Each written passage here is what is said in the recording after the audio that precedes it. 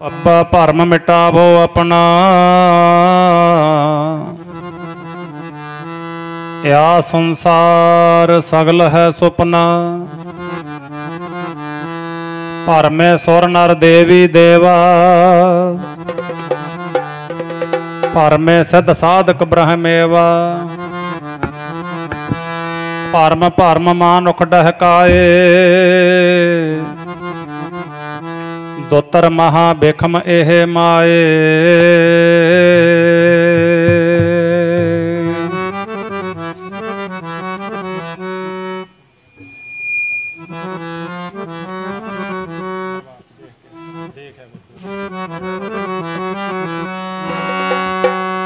ये तां जग सुपने दी रात है,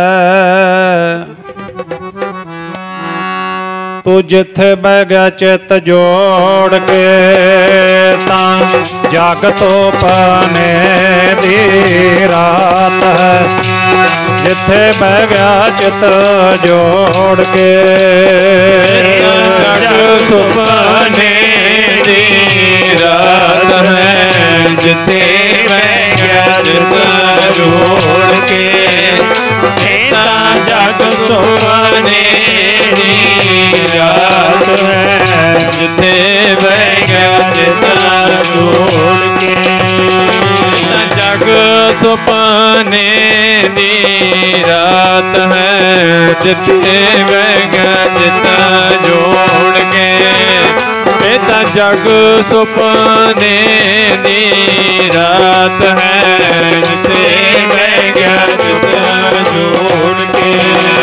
तां जग सुपने दी रात, सुपने दी बंदिया रात है, जिथे बह गया चित जोड़ के। ये तां जग सुपने दी रात है, जिथे बह गया चित जोड़ के। जग सुपने दी रात है, जिथे बह गया चित जोड़ के। जग सुपने दी रात है, जिथे बह गया चित जोड़ के। जग सुपने दी रात है, जिथे बह गया चित जोड़ के। जग सुपने दी रात है, जिथे बह गया चित जोड़ के। भोलिया जिथे बह गया चित जोड़ के, मूर्खा जिथे बह गया चित जोड़ के। भोलिया जिथे बह गया चित जोड़ के, मूर्खा जिथे बह गया चित जोड़ के। जिथे बह गया चित जोड़ के, मूर्खा जिथे बह गया चित जोड़ के। मेरे प्यारे जिथे बह गया चित जोड़ के, बंदिया जिथे बह गया चित जोड़ के। मेरे प्यारे जिथे बह गया चित जोड़ के, बंदिया जिथे बह गया चित जोड़ के। प्यारे जिथे बह गया चित जोड़ के, बंदिया जिथे बह गया चित जोड़ के।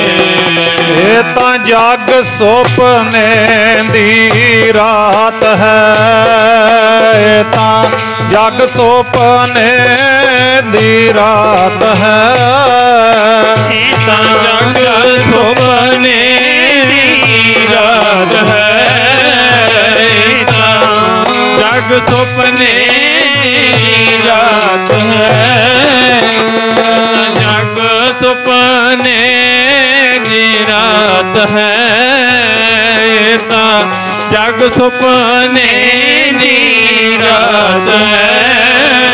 ये तां ਜਗ ਸੁਪਨੇ ਦੀ ਰਾਤ ਹੈ, ਇਹ ਤਾਂ ਜਗ ਸੁਪਨੇ ਦੀ ਰਾਤ ਹੈ,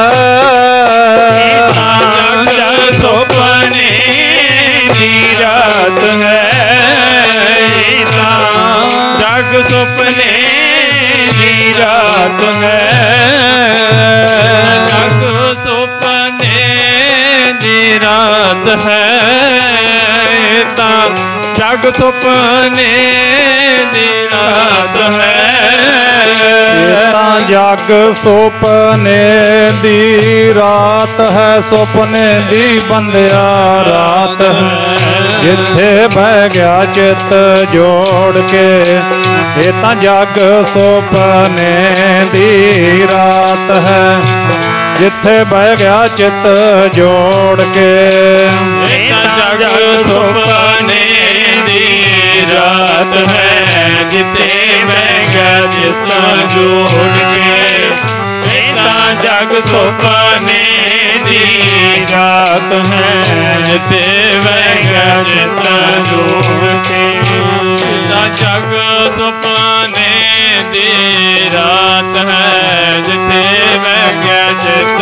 ਜੋੜ ਕੇ, ਇਹ ਤਾਂ ਜਗ ਸੁਪਨੇ ਦੀ ਰਾਤ ਹੈ, ਜਿੱਥੇ ਬਹਿ ਗਿਆ ਚਿੱਤ ਜੋੜ ਕੇ।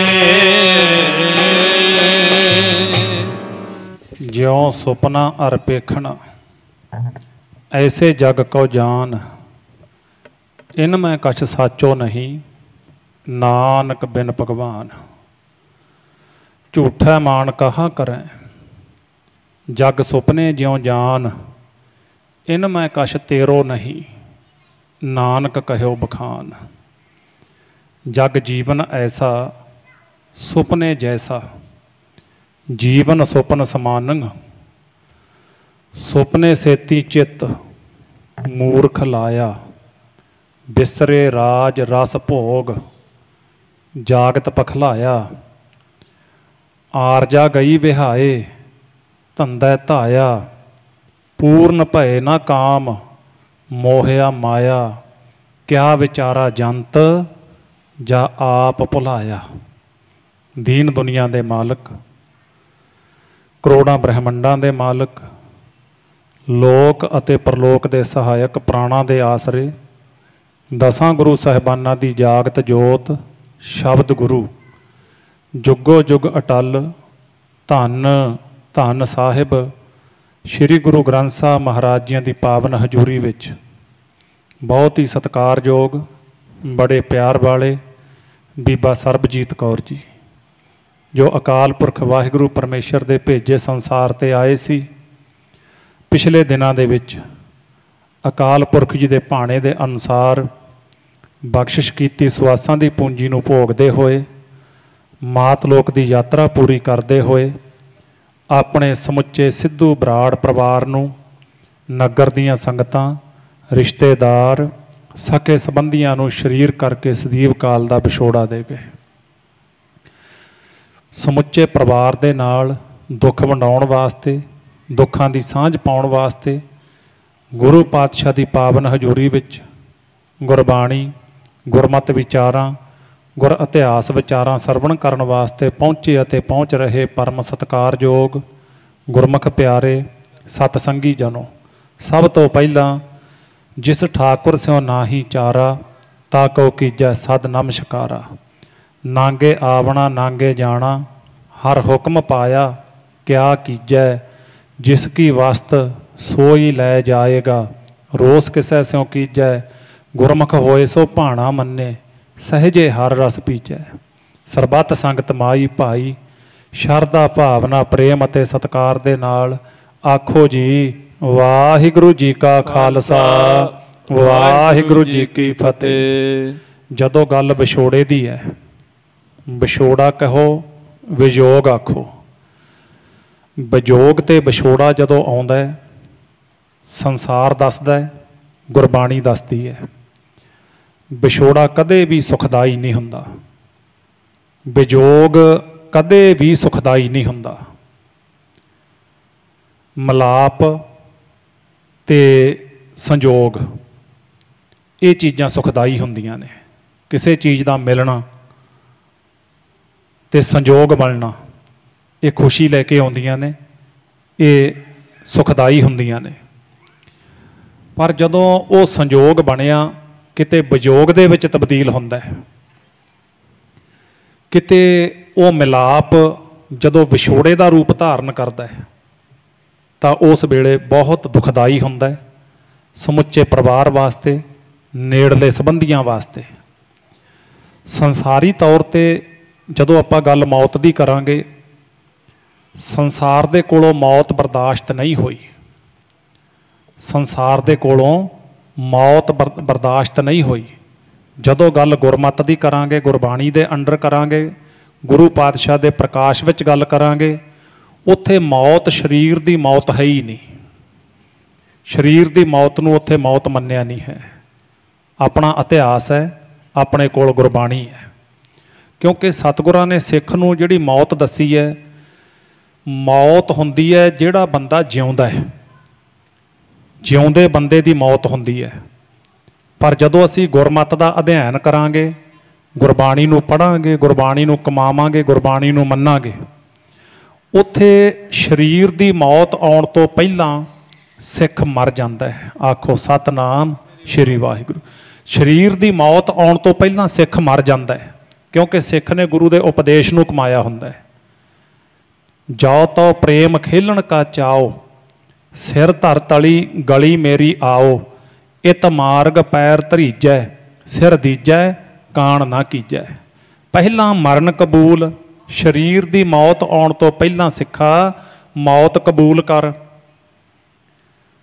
ਪਹਿਲਾਂ ਮਰਨ ਕਬੂਲ, ਜੀਵਨ ਕੀ ਛੱਡ ਆਸ। ਉਧਰ ਮਹਾਰਾਜ ਜੀ ਕਹਿੰਦੇ ਮੁਰਦਾ ਹੋਏ ਮੁਰੀਦ ਨਾ ਗੱਲੀ ਹੋਵਣਾ। ਤੇ ਇਸ ਤਰ੍ਹਾਂ ਦੇ ਨਾਲ ਸਰੀਰ ਦੀ ਮੌਤ ਆਉਣ ਤੋਂ ਪਹਿਲਾਂ ਸਿੱਖ ਮਰ ਜਾਂਦਾ। ਇਸ ਕਰਕੇ ਗੁਰਮਤਿ ਦੇ ਵਿੱਚ ਸਰੀਰ ਦੀ ਮੌਤ ਨੂੰ ਬਹੁਤੀ ਤਰਜੀਹ ਨਹੀਂ ਦਿੱਤੀ, ਕਿਉਂਕਿ ਉਹ ਤਾਂ ਮਹਾਰਾਜ ਜੀ ਕਹਿੰਦੇ ਜੋ ਆਇਆ ਸੋ ਚੱਲ ਸੀ, ਸਭ ਕੋਈ ਆਈ ਵਾਰੀ ਹੈ। ਇੱਥੇ ਸੰਸਾਰ ਤੇ ਬੱਚਾ, ਨੌਜਵਾਨ, ਬਜ਼ੁਰਗ, ਬਾਲ, ਜਵਾਨੀ ਅਰ ਬਿਰਧ ਫੁਨ, ਤੀਨ ਅਵਸਥਾ ਜਾਨ, ਕਹੋ ਨਾਨਕ ਹਰ ਭਜਨ ਬਿਨ, ਬਿਰਥਾ ਸਭ ਹੀ ਮਾਨ।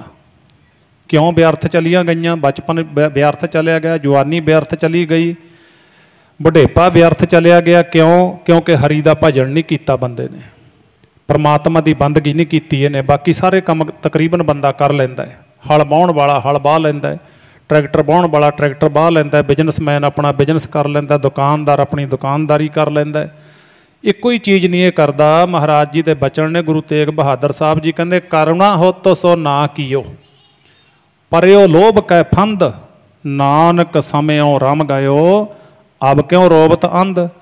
ਸੰਸਾਰ ਹੈ ਜਿਹੜਾ ਇਹ ਲੱਭ, ਲੋਭ ਤੇ ਹੰਕਾਰ ਦੀ ਦੁਨੀਆ ਵਿੱਚ ਰਹਿੰਦਾ ਹੈ। ਰੱਬ ਦੇ ਪਿਆਰੇ ਸਬਰ, ਸ਼ੁਕਰ ਤੇ ਸੰਤੋਖ ਦੀ ਦੁਨੀਆ ਵਿੱਚ ਰਹਿੰਦੇ ਨੇ। ਇਸੇ ਕਰਕੇ ਇਸ ਗੱਲ ਦਾ ਅੰਤਰ ਹੈ, ਭਗਤਾਂ ਕੀ ਚਾਲ ਨਿਰਾਲੀ, ਭਗਤਾਂ ਤੈ ਸੰਸਾਰੀਆਂ ਜੋੜ ਕਦੇ ਨਾ ਆਇਆ। ਕਿਉਂਕਿ ਜੀਵਨ ਵਿੱਚ ਫਰਕ ਹੈ। ਉਹ ਸੰਸਾਰ ਤੇ ਆ ਕੇ ਆਪਣੀ ਉਹ ਕਮਾਈ ਕਰ ਜਾਂਦੇ ਨੇ ਜਿਹੜੀ ਕਮਾਈ ਸਾਨੂੰ ਗੁਰੂ ਨਾਨਕ ਦੇਵ ਸਾਹਿਬ ਜੀ ਦੱਸ ਕੇ ਗਏ ਵੀ ਹਲ ਵੀ ਵਾਹ ਲਈ, ਮਨ ਹਾਲੀ, ਕਿਰਸਾਣੀ ਕਰਨੀ, ਸਰਮ ਪਾਣੀ ਤਨ ਖੇਤ। ਤੇ ਅਗਲੀ ਪੰਕਤੀ ਵੱਲ ਅਸੀਂ ਧਿਆਨ ਨਹੀਂ ਦਿੰਦੇ। ਨਾਮ ਬੀਜ ਸੰਤੋਖ ਸੁਹਾਗਾ, ਰੱਖ ਗਰੀਬੀ ਵੇਸ। ਉਹ ਸਤਿਗੁਰ ਜੀ ਸਾਨੂੰ ਵਾਰ-ਵਾਰ ਪੁਕਾਰ ਕੇ ਆਖਦੇ ਨੇ, ਬੰਦਿਆ ਸਰੀਰ ਦਾ ਭਰੋਸਾ ਕੋਈ ਨਹੀਂ, ਸੁਪਨੇ ਨਾਲ ਚਿੱਤ ਲਾ ਕੇ ਬੈਠਾ ਹੈ। ਕੀ ਕਹਿੰਦੇ ਮੇਰੇ ਮਾਲਕ? ਨਾਮ ਜਪ ਲੈ ਜਿੰਦੜੀਏ ਨੀ, ਤੇਰਾ ਹੁਣ ਜਪਣੇ ਦਾ ਵੇਲਾ। ਨਾਮ ਜਪ ਲੈ ਜਿੰਦੜੀਏ, ਹੁਣ ਜਪਣੇ ਦਾ ਵੇਲਾ। ਨਾਮ ਜਪ ਲੈ ਜਿੰਦੜੀਏ ਨੀ, ਤੇਰਾ ਹੁਣ ਜਪਣੇ ਦਾ ਵੇਲਾ। ਜਪ ਲੈ ਜਿੰਦੜੀਏ ਨੀ, ਤੇਰਾ ਹੁਣ ਜਪਣੇ ਦਾ ਵੇਲਾ। ਨਾਮ ਜਪ ਲੈ ਜਿੰਦੜੀਏ ਨੀ, ਤੇਰਾ ਹੁਣ ਜਪਣੇ ਦਾ ਵੇਲਾ। ਜਪ ਲੈ ਜਿੰਦੜੀਏ ਨੀ, ਤੇਰਾ ਹੁਣ ਜਪਣੇ ਦਾ ਵੇਲਾ। ਨਾਮ ਜਪ ਲੈ ਜਿੰਦੜੀਏ ਨੀ, ਤੇਰਾ ਹੁਣ ਜਪਣੇ ਦਾ ਵੇਲਾ। ਨਾਮ ਜਪ ਲੈ ਜਿੰਦੜੀਏ, ਹੁਣ ਜਪਣੇ ਦਾ ਵੇਲਾ। ਤੇਰਾ ਹੁਣ ਜਪਣੇ ਦਾ ਵੇਲਾ। ਜਪ ਲੈ ਜਿੰਦੜੀਏ ਨੀ, ਤੇਰਾ ਹੁਣ ਜਪਣੇ ਦਾ ਵੇਲਾ। ਜਪ ਲੈ ਜਿੰਦੜੀਏ ਨੀ, ਤੇਰਾ ਹੁਣ ਜਪਣੇ ਦਾ ਵੇਲਾ। ਜਪ ਲੈ ਜਿੰਦੜੀਏ ਨੀ, ਤੇਰਾ ਹੁਣ ਜਪਣੇ ਦਾ ਵੇਲਾ। ਹੁਣ ਜਪਣੇ ਦਾ ਵੇਲਾ ਤੇਰਾ, ਹੁਣ ਜਪਣੇ ਦਾ ਵੇਲਾ ਤੇਰਾ। ਜਪਣੇ ਦਾ ਵੇਲਾ ਤੇਰਾ, ਹੁਣ ਜਪਣੇ ਦਾ ਵੇਲਾ ਤੇਰਾ। ਹੁਣ ਜਪਣੇ ਦਾ ਵੇਲਾ ਤੇਰਾ, ਹੁਣ ਜਪਣੇ ਦਾ ਵੇਲਾ ਤੇਰਾ। ਹੁਣ ਜਪਣੇ ਦਾ ਵੇਲਾ ਤੇਰਾ, ਹੁਣ ਜਪਣੇ ਦਾ ਵੇਲਾ ਤੇਰਾ। ਹੁਣ ਜਪਣੇ ਦਾ ਵੇਲਾ ਤੇਰਾ, ਹੁਣ ਜਪਣੇ ਦਾ ਵੇਲਾ ਤੇਰਾ। ਹੁਣ ਜਪਣੇ ਦਾ ਵੇਲਾ ਤੇਰਾ, ਹੁਣ ਜਪਣੇ ਦਾ ਵੇਲਾ ਤੇਰਾ। ਹੁਣ ਜਪਣੇ ਦਾ ਵੇਲਾ, ਹੁਣ ਜਪਣੇ ਦਾ ਵੇਲਾ ਜਿੰਦੇ। ਹੁਣ ਜਪਣੇ ਦਾ ਵੇਲਾ ਜਿੰਦੇ, ਹੁਣ ਜਪਣੇ ਦਾ ਵੇਲਾ ਜਿੰਦੇ। ਹੁਣ ਜਪਣੇ ਦਾ ਵੇਲਾ ਜਿੰਦੇ, ਹੁਣ ਜਪਣੇ ਦਾ ਵੇਲਾ ਜਿੰਦੇ। ਨਾਮ ਜਪ ਲੈ ਜਿੰਦੜੀਏ ਨੀ, ਤੇਰਾ ਹੁਣ ਜਪਣੇ ਦਾ ਵੇਲਾ। ਨਾਮ ਜਪ ਲੈ ਜਿੰਦੜੀਏ ਨੀ, ਤੇਰਾ ਹੁਣ ਜਪਣੇ ਦਾ ਵੇਲਾ। ਜਿੰਦੜੀਏ ਨੀ, ਤੇਰਾ ਹੁਣ ਜਪਣੇ ਦਾ ਵੇਲਾ। ਜਪ ਲੈ ਜਿੰਦੜੀਏ ਨੀ, ਤੇਰਾ ਹੁਣ ਜਪਣੇ ਦਾ ਵੇਲਾ। ਜਪ ਲੈ ਜਿੰਦੜੀਏ ਨੀ, ਤੇਰਾ ਹੁਣ ਜਪਣੇ ਦਾ ਵੇਲਾ। ਜਪ ਲੈ ਜਿੰਦੜੀਏ ਨੀ, ਤੇਰਾ ਹੁਣ ਜਪਣੇ ਦਾ ਵੇਲਾ। ਵਤ ਲੱਗੀ ਸੱਚੇ ਨਾਮ ਕੀ, ਜੋ ਬੀਜੈ ਸੋ ਖਾਏ। ਤਿਸਹਿ ਪ੍ਰਾਪਤ ਨਾਨਕਾ, ਜਿਸਨੋਂ ਲਿਖਿਆ ਆਏ। ਧੰਨ ਗੁਰੂ ਰਾਮਦਾਸ ਮਹਾਰਾਜ ਜੀ ਕਹਿੰਦੇ, ਮਨੁੱਖਾ ਸਰੀਰ ਲੈ ਕੇ ਵਾਹਿਗੁਰੂ ਦੇ ਕੋਲੋਂ ਬੰਦਿਆ ਅਕਿਰਤ ਘਣ ਨਾ ਬਣ, ਗੁਰੂ ਤੋਂ ਬੇਮੁਖ ਨਾ ਰਹਿ ਜੀ। ਇਹ ਭਾਂਡਾ ਜਿਹੜਾ ਸਰੀਰ ਰੂਪੀ ਮਿਲਿਆ, ਘੁਮਿਆਰ ਜਿਹੜੇ ਭਾਂਡੇ ਨੂੰ ਬਣਾ ਦੇਵੇ, ਉਹ ਭਾਂਡਾ ਸਦਾ ਰਿਹਾ ਨਹੀਂ ਕਰਦਾ। ਉਹਨੇ ਇੱਕ ਦਿਨ ਬਿਨਸ ਜਾਣਾ, ਉਸ ਭਾਂਡੇ ਨੇ ਇੱਕ ਦਿਨ ਫੁੱਟ ਜਾਣਾ। ਇਹ ਸਰੀਰ ਰੂਪੀ ਭਾਂਡਾ ਸਾਨੂੰ ਜਿਹੜਾ ਮਿਲਿਆ, ਇਹਦਾ ਭਰੋਸਾ ਕੋਈ ਨਹੀਂ। ਕਹਾਂ ਬਸਾਸਾ ਇਸ ਭਾਂਡੇ ਕਾ ਇਤਨਾ ਕ ਲਾਗਾ ਠਣਕਾ। ਇਹ ਪਤਾ ਨਹੀਂ ਕਿਹਦੇ ਕੋਲੋਂ, ਕਈ ਸੱਜਣਾ ਦੇ ਕੋਲੋਂ, ਪਰਿਵਾਰਾਂ ਦੇ ਵਿੱਚੋਂ ਆਪਣੇ ਤੋਂ ਛੋਟੇ ਤੁਰ ਗਏ, ਕਈ ਪਰਿਵਾਰਾਂ ਦੇ ਵਿੱਚੋਂ ਉਮਰ ਦੇ ਹਾਣੀ ਤੁਰ ਗਏ, ਕਈਆਂ ਪਰਿਵਾਰਾਂ ਦੇ ਵਿੱਚੋਂ ਆਪਣੇ ਤੋਂ ਵੱਡੇ ਤੁਰ ਗਏ। ਇੱਥੇ ਭਰੋਸਾ ਨਹੀਂ ਕਿਸੇ ਦਾ ਹੈ। ਹਮ ਆਦਮੀ ਹਾਂ ਇੱਕਦਮੀ, ਮੋਹਲਤ ਮੋਹਤ ਨਾ ਜਾਣਾ। ਨਾਨਕ ਬਿਨਵੈ ਤਿਸੇ ਸਰੇਵੋ, ਜਾ ਕੇ ਜੀ ਪ੍ਰਾਣਾ। ਉਸ ਵਾਹਿਗੁਰੂ ਨੂੰ ਚੇਤੇ ਕਰ। ਗੁਰੂ ਰਾਮਦਾਸ ਮਹਾਰਾਜ ਪਾਤਸ਼ਾਹ ਜੀ ਕਹਿੰਦੇ, ਜਿਨੀ ਐਸਾ ਹਰ ਨਾਮ ਨਾ ਚੇਤਿਓ, ਸੇ ਕਾਹੇ ਜਗ ਆਏ ਰਾਮ ਰਾਜੇ। ਕਹਿੰਦੇ ਦੱਸੋ, ਜੇ ਵਾਹਿਗੁਰੂ ਨੂੰ ਚੇਤੇ ਨਹੀਂ ਕੀਤਾ, ਜੇ ਵਾਹਿਗੁਰੂ ਦਾ ਪਿਆਰ ਹਿਰਦੇ ਵਿੱਚ ਨਹੀਂ ਵਸਾਇਆ, ਫਿਰ ਕਹਿੰਦੇ ਦੱਸੋ ਆਪਣੇ ਆਪ ਨੂੰ, ਆਪਣੀ ਜ਼ਮੀਰ ਨੂੰ ਪੁੱਛੋ ਵੀ ਸੰਸਾਰ ਤੇ ਕੀ ਕਰਨ ਵਾਸਤੇ ਆਇਆ। ਤੇ ਬੰਦਾ ਆਖਦਾ ਵੀ ਮੈਂ ਆਪਣੇ ਪਰਿਵਾਰ ਨੂੰ ਪਾਲਿਆ। ਕਹਿੰਦੇ ਤਾਂ ਪਸ਼ੂ ਪੰਛੀ ਵੀ ਕਰਦੇ ਨੇ। ਤੇਰਾ ਨਾਂ ਤਾਂ ਮਨੁੱਖ ਹੈ, ਤੇਰਾ ਨਾਂ ਤਾਂ ਬੰਦਾ ਹੈ। ਪਰਿਵਾਰ ਨੂੰ ਪਾਲਣਾ, ਤੂੰ ਕੋਠੀਆਂ ਬਣਾ ਲੈਣਾ ਤੇ ਉਹ ਆਲਣੇ ਬਣਾ ਲੈਂਦੇ ਨੇ। ਤੇ ਪੰਛੀਆਂ ਦੇ ਵਿੱਚ ਮਨੁੱਖ ਦੇ ਨਾਲੋਂ ਸਤਿਗੁਰਾਂ ਨੇ ਬਹੁਤ ਵੱਡੀਆਂ ਵਿਸ਼ੇਸ਼ਤਾਵਾਂ ਦੱਸੀਆਂ ਨੇ। ਮਨੁੱਖ ਦੇ ਨਾਲੋਂ ਪੰਛੀ ਅੱਗੇ ਨੇ। ਮਨੁੱਖ ਸ਼ਾਇਦ ਆਪਣੇ ਆਪ ਨੂੰ ਇਹ ਮਾਣ ਕਰਦਾ, ਹੰਕਾਰ ਕਰਦਾ ਹੈ ਵੀ ਪਤਾ ਨਹੀਂ ਅੱਜ ਵਿਗਿਆਨ ਦਾ ਯੁੱਗ ਹੈ, ਮੈਂ ਪਤਾ ਨਹੀਂ ਕੀ ਕੁਝ ਬਣ ਗਿਆ। ਪਰ ਨਹੀਂ, ਸਤਿਗੁਰੂ ਜੀ ਕਹਿੰਦੇ ਬੰਦਿਆ ਕਦੇ ਖਿਆਲ ਕਰਕੇ ਵੇਖ, ਪੰਛੀ ਦੇ ਜਿਹੜੇ ਅਸੂਲ ਨੇ ਉਹ ਮਨੁੱਖ ਦੇ ਵਿੱਚ ਨਹੀਂ ਮਿਲਦੇ।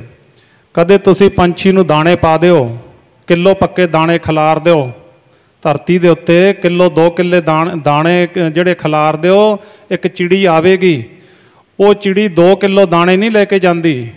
ਉਹ ਚਿੜੀ ਨੇ ਉਨੀ ਚੋਗਾ ਚੁਗਣਾ ਜਿੰਨਾ ਉਹਦਾ ਪੇਟ ਝੱਲਦਾ ਹੈ, ਬਾਕੀ ਉਡਾਰੀ ਮਾਰ ਕੇ ਭੱਜ ਜਾਂਦੀ ਹੈ, ਵਾਹਿਗੁਰੂ ਦਾ ਸ਼ੁਕਰਾਨਾ ਕਰਦੀ ਹੈ। ਪਰ ਬੰਦਾ ਜਿਹੜਾ ਇਹ ਲੱਭ ਲੋਭ ਦੀ ਦੁਨੀਆ ਵਿੱਚ ਰਹਿੰਦਾ ਹੋਇਆ ਆਪਣੇ ਹੱਕ ਤੇ ਨਹੀਂ ਖੜਦਾ, ਇਹ ਦੂਜੇ ਦਾ ਹੱਕ ਵੀ ਖਾ ਜਾਂਦਾ ਹੈ। ਪੰਛੀ ਰਿਜ਼ਕ ਨਹੀਂ ਬੰਨ੍ਹਦੇ। ਸਾਧ ਸੰਗਤ ਦਰਵੇਸ਼ ਵੀ ਰਿਜਕ ਨਹੀਂ ਬੰਨ੍ਹਦੇ ਆਪਣੇ ਪੱਲੇ। ਉਹ ਕਹਿੰਦੇ ਜੋ ਵਾਹਿਗੁਰੂ ਨੇ ਦਿੱਤਾ। ਗੁਰੂ ਅਮਰਦਾਸ ਮਹਾਰਾਜ ਜੀ ਸ਼ਾਮ ਦੇ ਵੇਲੇ ਗੋਇੰਦਵਾਲ ਸਾਹਿਬ ਦੀ ਧਰਤੀ ਤੇ ਸਾਰਾ ਲੰਗਰ ਪਾਣੀ ਦੀ ਰਸਤ ਜਿਹੜੀ ਹੁੰਦੀ ਸੀ ਨਾ, ਉਹ ਗਰੀਬਾਂ ਨੂੰ ਵੰਡ ਦਿੰਦੇ ਸੀ। ਜੇ ਆਟਾ ਬਚ ਗਿਆ, ਗੁੜ ਬਚ ਗਿਆ, ਮਾਇਆ ਬਚ ਗਈ, ਕੱਪੜਾ ਬਚ ਗਿਆ, ਲੋੜਵੰਦਾਂ ਗਰੀਬਾਂ ਨੂੰ ਦੇ ਦਿੰਦੇ ਸੀ। ਇੱਥੋਂ ਤੱਕ ਵੀ ਇਤਿਹਾਸ ਵਿੱਚ ਪੜ੍ਹਿਆ ਦਾਸ ਨੇ। ਤੇ ਉੱਥੇ ਨਾ ਸਤਿਗੁਰੂ ਮਹਾਰਾਜ ਜੀ ਉਸ ਵੇਲੇ ਪਾਣੀ ਦੇ ਘੜੇ ਵੀ ਮੁੱਧੇ ਮਰਵਾ ਦਿੰਦੇ ਸੀ। ਸੰਗਤਾਂ ਨੇ ਪੁੱਛਣਾ, ਮਹਾਰਾਜ ਥੋੜ੍ਹਾ ਬਹੁਤਾ ਰੱਖ ਲਓ। ਕਹਿੰਦੇ ਨਹੀਂ, ਜਿਸ ਵਾਹਿਗੁਰੂ ਨੇ ਅੱਜ ਦਿੱਤਾ ਹੈ ਸਵੇਰੇ ਫਿਰ ਉਹੀ ਵਾਹਿਗੁਰੂ ਦੇਵੇਗਾ। ਪਹਿਲੋਂ ਦੇਤਾ ਹੈ ਰਿਜਕ ਸੰਭਾਹਾ, ਪਿੱਛੋਂ ਦੇਤਾ ਹੈ ਜੰਤ ਉਪਾਹਾ। ਸੋ ਇਸ ਕਰਕੇ ਉਸ ਵਾਹਿਗੁਰੂ ਤੇ ਵਿਸ਼ਵਾਸ ਰੱਖਣਾ, ਭਰੋਸਾ ਰੱਖਣਾ। ਤਾਂ ਆਓ ਆਪਾਂ ਅੱਜ ਦਾ ਜਿਹੜਾ ਪ੍ਰਕਰਨ ਲਿਆ ਉਹ ਇਹ ਲਿਆ, ਇਹ ਤਾਂ ਜੱਗ ਸੁਪਨੇ ਦੀ ਰਾਤ ਹੈ, ਜਿੱਥੇ ਬਹਿ ਗਿਆ ਚਿੱਤ ਜੋੜ ਕੇ। ਸੱਚ ਜਾਣੋ, ਜਿਹੜੀ ਚੀਜ਼ ਨੂੰ ਛੱਡਣਾ ਹੋਵੇ ਆਪਾਂ ਨੇ, ਜਿਸ ਵਸਤੂ ਨੂੰ ਆਪਾਂ ਨੇ ਛੱਡਣਾ ਹੋਵੇ ਇਹ ਸੰਸਾਰ ਤੇ, ਉਹਦੇ ਨਾਲ ਆਪਾਂ ਬਹੁਤਾ ਚਿੱਤ ਨਹੀਂ ਲਾਉਂਦੇ।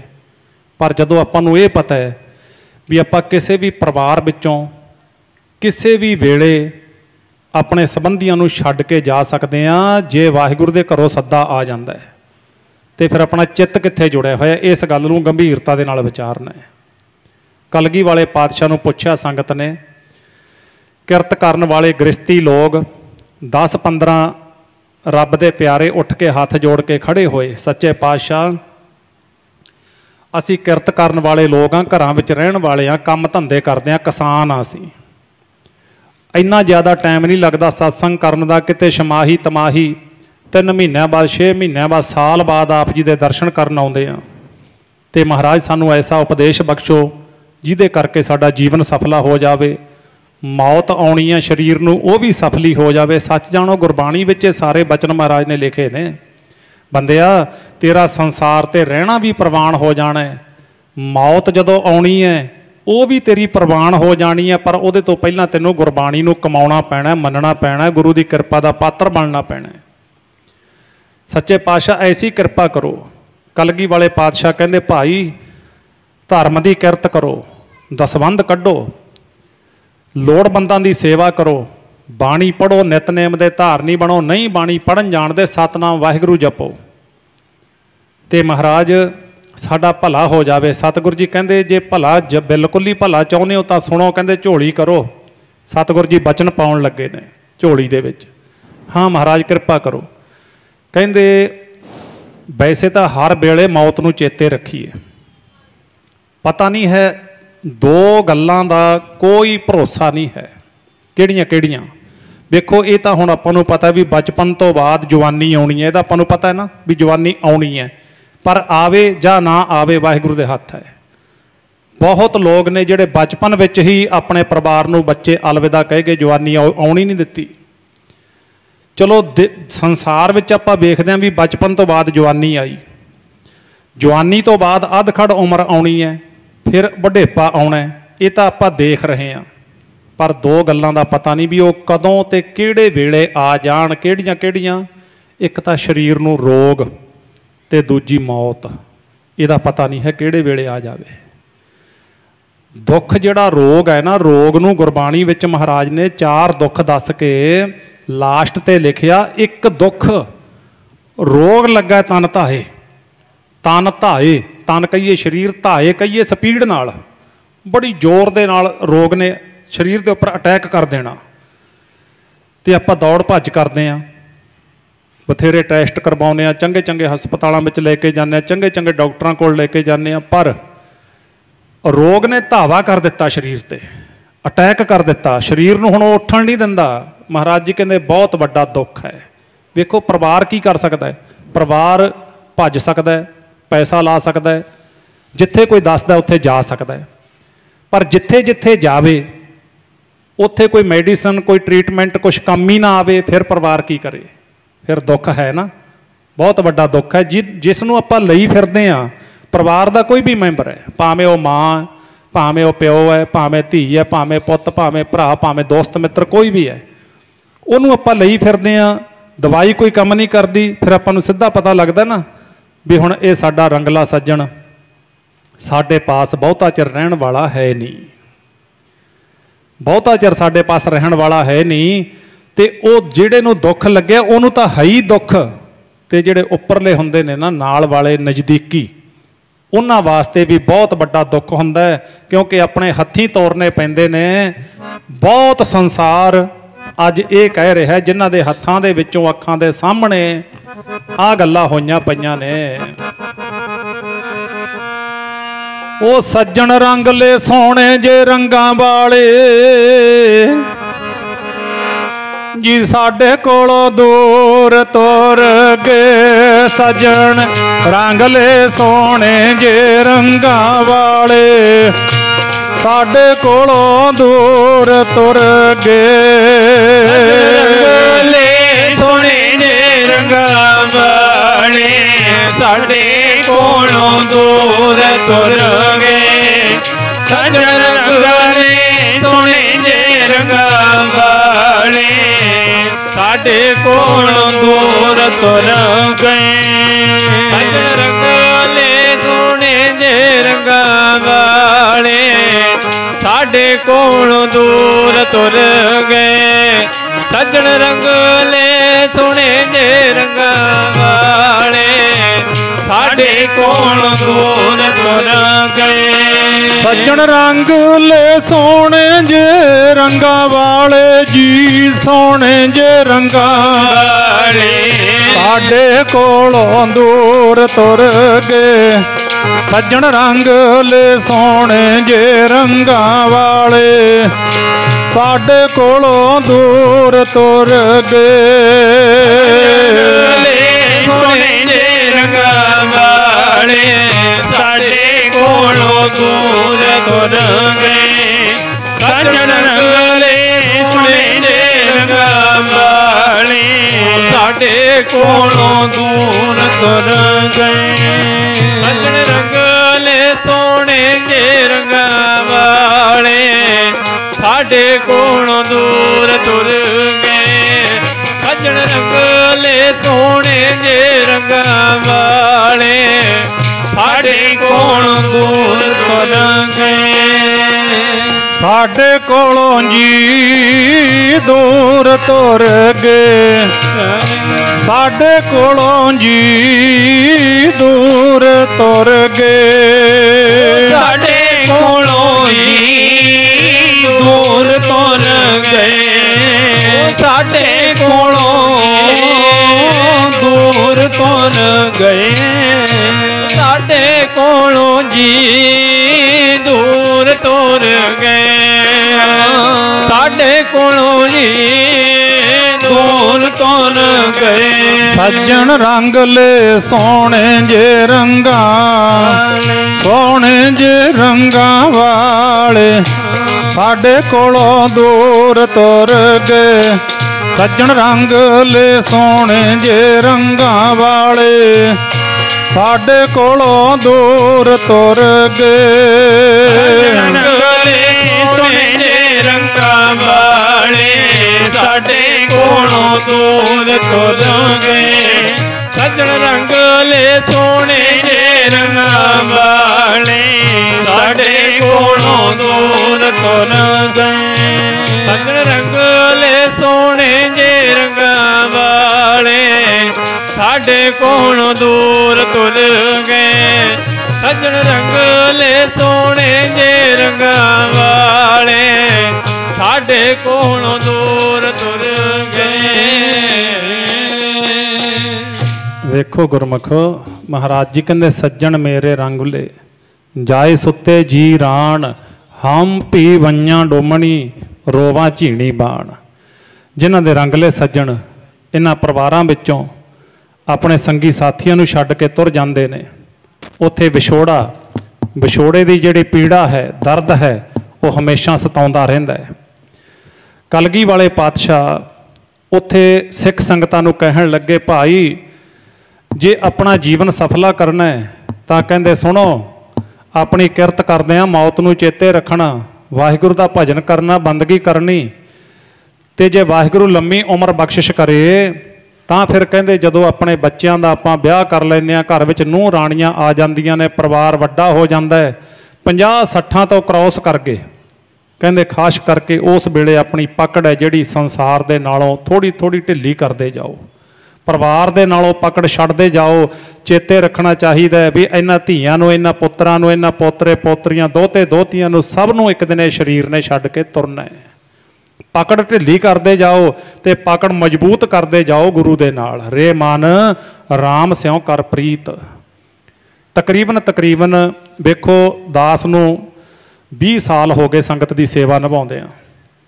ਕੁਝ ਜ਼ਿੰਦਗੀ ਦੇ ਨਿੱਜੀ ਤਜਰਬੇ ਹੁੰਦੇ ਨੇ ਤੇ ਬਾਕੀ ਕਿਰਪਾ ਧੰਨ ਸ਼੍ਰੀ ਗੁਰੂ ਗ੍ਰੰਥ ਸਾਹਿਬ ਜੀ ਦੀ ਹੁੰਦੀ ਹੈ, ਕਿਉਂਕਿ ਆਪਾਂ ਗੁਰਬਾਣੀ ਨੂੰ ਪਿਆਰ ਕਰਨਾ, ਗੁਰਬਾਣੀ ਨੇ ਹੀ ਆਪਾਂ ਨੂੰ ਸਭ ਕੁਝ ਦੇਣਾ ਹੈ, ਗੁਰਬਾਣੀ ਦਾ ਦਿੱਤਾ ਹੀ ਆਪਾਂ ਖਾਂਦੇ ਹਾਂ ਸਭ ਕੁਝ। ਤੇ ਉੱਥੇ 20 ਸਾਲ ਦੇ ਵਿੱਚ ਜੋ ਵੇਖਿਆ, ਤੁਹਾਡਾ ਵੀ ਇਹ ਜ਼ਿੰਦਗੀ ਦੇ ਵਿੱਚ ਤੁਹਾਡੇ ਨਾਲ ਵੀ ਇਹ ਵਾਪਰਦਾ ਹੋਣਾ, ਤੁਹਾਡਾ ਵੀ ਨਿੱਜੀ ਤਜਰਬਾ ਹੋਣਾ। ਦੁਨੀਆ ਦੇ ਰਿਸ਼ਤੇ ਨਾਤੇ 99% ਜਿਹੜੇ ਨੇ ਉਹ 3 ਚੀਜ਼ਾਂ ਦੇ ਨਾਲ ਜੁੜੇ ਹੋਏ ਨੇ। 3 ਚੀਜ਼ਾਂ ਕਿਹੜੀਆਂ? ਇਹਦੇ ਵਿੱਚ ਸਿਉਨਾ, ਚਾਂਦੀ, ਲੋਹਾ, ਮਿੱਟੀ, ਇਹਨੂੰ ਇੱਕ ਦੇ ਵਿੱਚ ਲੈ ਲਓ ਸਾਰੀਆਂ ਨੂੰ। ਸਿਉਨਾ, ਚਾਂਦੀ, ਲੋਹਾ, ਮਿੱਟੀ, ਇੱਕ ਤਾਂ ਇਹ ਚੀਜ਼ ਦੇ ਨਾਲ, ਦੂਜਾ ਸਰੀਰ ਤੇ ਤੀਜਾ ਪੈਸਾ, ਮਾਇਆ, ਪਦਾਰਥ ਕਹਿ ਲਓ। ਇਹਨਾਂ 3 ਚੀਜ਼ਾਂ ਦੇ ਨਾਲ ਦੁਨੀਆ ਦੇ 99% ਰਿਸ਼ਤੇ ਜੁੜੇ ਨੇ ਤੇ 1% ਉਹ ਰਿਸ਼ਤੇ ਹੈਗੇ ਜਿਹੜੇ ਇਹਨਾਂ ਚੀਜ਼ਾਂ ਤੋਂ ਨਿਰਲੇਪ ਨੇ, ਇਹਨਾਂ ਚੀਜ਼ਾਂ ਦੇ ਵਿੱਚ ਲਪਾਏ ਮਾਣ ਨਹੀਂ ਹੈਗੇ। ਉਹਨਾਂ ਨੇ ਆਪਣੀ ਪਕੜ ਇਹਨਾਂ ਨਾਲੋਂ ਢਿੱਲੀ ਕੀਤੀ ਹੋਈ ਹੈ। ਉਹ ਸਿਉਨੇ ਨੂੰ ਮਿੱਟੀ ਸਮਝਦੇ ਨੇ, ਇਹ ਸਰੀਰ ਨੂੰ ਆਪਣਾ ਸਰੀਰ ਨਹੀਂ ਸਮਝਦੇ, ਇਹ ਵਾਹਿਗੁਰੂ ਦੀ ਦਿੱਤੀ ਦਾਤ ਸਮਝਦੇ ਨੇ। ਉਹ ਦਾਤਾਂ ਨੂੰ ਪਿਆਰ ਕਰਦੇ ਨੇ, ਦਾਤੇ ਦੀਆਂ ਦਿੱਤੀਆਂ ਦਾਤਾਂ ਨੂੰ ਪਿਆਰ ਕਰਦੇ ਨੇ, ਪਰ ਦਾਤੇ ਦਾ ਸ਼ੁਕਰਾਨਾ ਕਰਕੇ ਦਾਤੇ ਨੂੰ ਨਹੀਂ ਭੁੱਲਦੇ। ਸੋ ਇਸ ਕਰਕੇ ਦੁਨੀਆ ਦੇ 99% ਰਿਸ਼ਤੇ ਇੱਥੇ ਛੱਡ ਜਾਂਦੇ ਨੇ, ਸਿਉਨੇ ਚਾਂਦੀ ਕਰਕੇ, ਮਿੱਟੀ ਕਰਕੇ, ਸਰੀਰ ਕਰਕੇ ਤੇ ਮਾਇਆ ਕਰਕੇ ਛੱਡ ਦਿੰਦੇ ਨੇ ਬੰਦੇ ਨੂੰ। ਸੰਸਾਰ ਦੇ ਜਿਹੜੇ ਝਮੇਲੇ ਹੁੰਦੇ ਨੇ ਉਹ ਸੁੱਖਾਂ ਦੇ ਸੰਗੀ ਨੇ ਬਹੁਤੇ। ਸੁੱਖ ਮੈਂ ਬਹੁ ਸੰਗੀ ਭਾਏ, ਦੁੱਖ ਮੈਂ ਸੰਗ ਨਾ ਕੋਏ। ਇੱਕੋ ਹੀ ਰਿਸ਼ਤਾ ਹੈ ਗੁਰੂ ਦਾ, ਜੋ ਦੁੱਖ ਵਿੱਚ ਵੀ ਨਿਭਾਉਂਦੇ ਨੇ, ਸੁੱਖ ਵਿੱਚ ਵੀ ਨਿਭਾਉਂਦੇ ਨੇ। ਵੇਖੋ ਆਪਣੇ ਘਰ ਵਿੱਚ ਖੁਸ਼ੀ ਹੈ ਤਾਂ ਵੀ ਸਤਿਗੁਰੂ ਜੀ ਆਪਾਂ ਨੂੰ ਜਾ ਕੇ ਨਿਵਾਜਦੇ ਨੇ, ਆਪਣੇ ਘਰ ਵਿੱਚ ਗਮੀ ਹੈ ਤਾਂ ਵੀ ਸਤਿਗੁਰੂ ਜੀ ਆਪਾਂ ਨੂੰ ਜਾ ਕੇ ਹੌਸਲਾ ਦਿੰਦੇ ਨੇ, ਆਪਾਂ ਨੂੰ ਉੱਤਮ ਮੱਤ ਬਖਸ਼ਿਸ਼ ਕਰਦੇ ਨੇ। ਇਸ ਕਰਕੇ ਨਿਰਣਾ ਕਰਨਾ ਚਾਹੀਦਾ ਹੈ, ਰਿਸ਼ਤਿਆਂ ਦੇ ਵਿੱਚੋਂ ਰਿਸ਼ਤਾ ਮਹਾਨ ਰਿਸ਼ਤਾ ਹੈ ਗੁਰੂ ਦਾ ਤੇ ਸਿੱਖ ਦਾ। ਗੁਰੂ ਦੇ ਨਾਲ ਨੇੜਤਾ ਬਣਾਈਏ, ਗੁਰੂ ਦੇ ਨਾਲ ਰਿਸ਼ਤਾ ਬਣਾਈਏ। ਮੌਤ ਆਉਣ ਤੋਂ ਪਹਿਲਾਂ, ਮੌਤ ਆਉਣ ਤੋਂ ਬਾਅਦ ਕੁਛ ਨਹੀਂ ਹੈ। ਇਹ ਸਾਰਾ ਸਾਨੂੰ ਗੁਰਬਾਣੀ ਵਿੱਚ ਦੱਸਿਆ, ਕੋਸ਼ਿਸ਼ ਕਰਾਂਗੇ ਸੀਮਿਤ ਸਮੇਂ ਦੇ ਵਿੱਚ। ਤਾਂ ਕਲਗੀ ਵਾਲੇ ਪਾਤਸ਼ਾਹ ਕਹਿੰਦੇ ਪਕੜ ਢਿੱਲੀ ਕਰਦੇ ਜਾਓ, ਕਿਉਂਕਿ ਇੱਕ ਦਿਨ ਆਉਣਾ ਜਦੋਂ ਡੈੱਡ ਬਾਡੀ ਵਿਹੜੇ ਦੇ ਵਿੱਚ ਪਈ ਹੋਣੀ ਹੈ, ਆਲੇ ਦੁਆਲੇ ਸਕੇ ਸੰਬੰਧੀ ਹੋਣਗੇ। ਸੌਂਦਾ ਪਹਿਲਾਂ ਵੀ ਸੀ, ਹੁਣ ਜਦੋਂ ਬੰਦੇ ਦੀ ਬਾਡੀ ਡੈੱਡ ਹੋ ਜਾਂਦੀ ਹੈ, ਸਵਾਸਾਂ ਦੀ ਡੋਰੀ ਟੁੱਟ ਜਾਂਦੀ ਹੈ, ਤੇ ਉਸ ਵੇਲੇ ਲੱਗਦਾ ਤਾਂ ਇਸੇ ਤਰ੍ਹਾਂ ਨਾ ਵੀ ਸੁੱਤਾ ਪਿਆ। ਇਸ ਤਰ੍ਹਾਂ ਪਹਿਲਾਂ ਵੀ ਅੱਖਾਂ ਮੀਟਦਾ ਸੀ, ਲੰਮਾ ਪੈਂਦਾ ਸੀ, ਮਾਂ ਜਾਂਦੀ ਸੀ, ਧੀ ਜਾਂਦੀ ਸੀ, ਮਾਂ ਨੂੰ ਜਗਾ ਦਿੰਦੀ, ਮਾਂ ਉੱਠ ਖੜਦੀ, ਮਾਂ ਜਾਂਦੀ ਧੀ ਨੂੰ ਜਗਾ ਦਿੰਦੀ ਤੇ ਧੀ ਉੱਠ ਖੜਦੀ, ਤੇ ਕਿਤੇ ਪੁੱਤ ਸੁੱਤਾ ਪਿਆ ਤੇ ਜਾ ਕੇ ਮਾਂ ਜਗਾ ਦਿੰਦੀ ਤੇ ਪੁੱਤ ਉੱਠ ਖੜਦਾ ਸੀ। ਕਈ ਵਾਰੀ ਧੀ ਨੇ ਰੁੱਸ ਜਾਣਾ, ਪੁੱਤ ਨੇ ਰੁੱਸ ਜਾਣਾ, ਉਹਨੇ ਇਉਂ ਅੱਖਾਂ ਮੀਟ ਕੇ ਪੈ ਜਾਣਾ, ਮਾਂ ਨੇ ਬੁਲਾਉਣਾ ਤੇ ਧੀ ਨੇ ਮੰਨ ਜਾਣਾ। ਤੇ ਇਸੇ ਤਰ੍ਹਾਂ ਪਿਤਾ ਨੇ ਪੁੱਤ ਨੂੰ ਬੁਲਾਉਣਾ, ਉਹਨੇ ਬੋਲ ਪੈਣਾ ਤੇ ਉਹਨੇ ਰੁੱਸੇ ਨੇ ਮੰਨ ਜਾਣਾ। ਪਰ ਕਲਗੀ ਵਾਲੇ ਪਾਤਸ਼ਾਹ ਕਹਿੰਦੇ ਇੱਕ ਦਿਨ ਆਵੇਗਾ ਤੂੰ ਸੌ ਜਾਵੇਂਗਾ, ਸੌ ਜਾਵੇਂਗਾ। ਮਾਂ ਦੀ ਜਿਹੜੀ ਸਰੀਰ ਹੈ, ਡੈੱਡ ਬਾਡੀ ਵਿਹੜੇ ਵਿੱਚ ਪਈ ਹੋਣੀ ਹੈ, ਧੀ ਬੁਲਾਵੇਗੀ, ਧੀ ਜਗਾਵੇਗੀ। ਕਈ ਵਾਰੀ ਧੀ ਨੂੰ ਰੁੱਸਿਆਂ ਮਾਂ ਨੇ ਮਨਾਇਆ ਸੀ, ਪਰ ਅੱਜ ਮਾਂ ਬੋਲਦੀ ਨਹੀਂ ਹੈ, ਧੀ ਬੁਲਾਉਂਦੀ ਹੈ, ਪੁੱਤ ਬੁਲਾਉਂਦਾ ਹੈ, ਪਰਿਵਾਰ ਬੁਲਾਉਂਦਾ ਹੈ, ਨੇੜਲੇ ਸੰਬੰਧੀ ਬੁਲਾਉਂਦੇ ਨੇ, ਉਹ ਨਹੀਂ ਬੋਲਦਾ। ਤੇ ਅਖੀਰ ਤੇ ਜਾ ਕੇ ਕੁਝ ਗੱਲਾਂ ਬੰਦਾ ਚਾਹੁੰਦਾ ਹੋਇਆ ਕਰਦਾ ਸੰਸਾਰ ਵਿੱਚ। ਬੱਚੇ ਨੂੰ ਪੜ੍ਹਾਉਣਾ ਆਪਾਂ ਚਾਹੁੰਦੇ ਹਾਂ, ਬੱਚੇ ਨੂੰ ਵਿਆਹੁਣਾ ਆਪਾਂ ਚਾਹੁੰਦੇ ਹਾਂ, ਨੌਕਰੀ ਕਰਨਾ ਆਪਾਂ ਚਾਹੁੰਦੇ ਹਾਂ, ਪੜ੍ਹਾਈ ਕਰਨਾ ਆਪਾਂ ਚਾਹੁੰਦੇ ਹਾਂ। ਪਰ ਇੱਕ ਗੱਲ ਕਦੇ ਖਿਆਲ ਕਰਕੇ ਵੇਖਿਓ ਕਿ ਆਪਣੇ ਜਿਗਰ ਦੇ ਟੋਟੇ ਦਾ, ਕਿ ਆਪਣੇ ਪਰਿਵਾਰ ਦੇ ਸਭ ਤੋਂ ਪਿਆਰੇ ਮੈਂਬਰ ਦਾ ਜਦੋਂ ਸੰਸਕਾਰ ਕਰਨਾ ਹੁੰਦਾ, ਘਰੋਂ ਚੁੱਕਣਾ ਹੁੰਦਾ, ਕੀ ਉਹ ਆਪਾਂ ਚਾਹੁੰਦੇ ਹੁੰਦੇ ਹਾਂ? ਨਹੀਂ, ਚਾਹੁੰਦੇ ਨਹੀਂ ਹੁੰਦੇ। ਉਹਨੂੰ ਕੀ ਕਹਿੰਦੇ ਨੇ? ਉਹਨੂੰ ਕਹਿੰਦੇ ਬੇਵੱਸ। ਉਹ ਬੇਵੱਸ ਹੋ ਕੇ ਕਰਨਾ ਪੈਂਦਾ ਹੈ। ਕਦੇ ਵੀ ਬਾਬਾ ਫਰੀਦ ਜੀ ਨੇ ਉਹ ਸਮਾਂ ਲਿਖਿਆ ਗੁਰਬਾਣੀ ਵਿੱਚ, 3.5 ਮਣ ਦਿਓਹਰੀ ਚੱਲੈ ਪਾਣੀ ਅੰਨ, ਆਇਓ ਬੰਦਾ ਦੁਨੀ ਵਿੱਚ ਵੱਤ ਅਸੂਣੀ ਬੰਨ, ਮਲਕਲ ਮੌਤ ਜਾ ਆਵਸੀ ਸਭ ਦਰਵਾਜੇ ਭੰਨ। ਤੇ ਉੱਥੇ ਨਾ ਫਿਰ ਕਹਿੰਦੇ ਡੈੱਡ ਬੋਡੀ ਪਈ ਹੈ। ਸਿਆਣਾ ਬੰਦਾ ਕਹਿੰਦਾ ਵੀ ਸਾਰੀ ਤਿਆਰੀ ਹੋ ਗਈ ਹੈ। ਕਹਿੰਦੇ ਹੁਣ ਉਹ ਸਿਆਣਾ ਬੰਦਾ ਇਸ਼ਾਰਾ ਕਰਦਾ ਹੈ, ਕਹਿੰਦੇ ਹੁਣ ਲੈ ਚੱਲੋ, ਲੈ ਚੱਲੋ। ਤੇ ਉਸ ਵੇਲੇ ਬੌਡੀ ਦੇ ਆਲੇ ਦੁਆਲੇ, ਅਰਥੀ ਦੇ ਆਲੇ ਦੁਆਲੇ ਜਿਹੜੇ ਬੰਦੇ ਖੜੇ ਹੁੰਦੇ ਨੇ, ਕਦੇ ਖਿਆਲ ਕਰਿਓ, ਵੈਸੇ ਪਤਾ ਹੀ ਆਪਾਂ ਨੂੰ, ਅਰਥੀ ਦੇ ਆਲੇ ਦੁਆਲੇ ਜਾਣ ਵਾਲੇ ਸੱਜਣ ਦੇ ਜਿਹੜੇ ਸਭ ਤੋਂ ਪਿਆਰੇ ਹੁੰਦੇ ਨੇ ਨਾ, ਸਭ ਤੋਂ ਪਿਆਰੇ, ਉਹਦੇ ਵਿੱਚ ਪੁੱਤ ਆ ਜਾਂਦਾ ਹੈ, ਦਿਓਰ ਜੇਠ ਆ ਜਾਂਦੇ ਨੇ, ਭਰਾ ਆ ਜਾਂਦੇ ਨੇ, ਭਤੀਜੇ ਆ ਜਾਂਦੇ ਨੇ, ਭਾਣਜੇ ਆ ਜਾਂਦੇ ਨੇ। ਇਹ ਸਭ ਤੋਂ ਪਿਆਰੇ ਹੁੰਦੇ ਨੇ। ਇਹ ਅਰਥੀ ਦੇ ਉਸ ਵੇਲੇ ਬਿਲਕੁਲ ਕੋਲੇ ਹੁੰਦੇ ਨੇ, ਕਿਉਂਕਿ ਉਹਨਾਂ ਨੂੰ ਪਤਾ ਹੁੰਦਾ ਅਸੀਂ ਆਪਣੇ ਨੂੰ ਚੁੱਕਣਾ ਹੈ।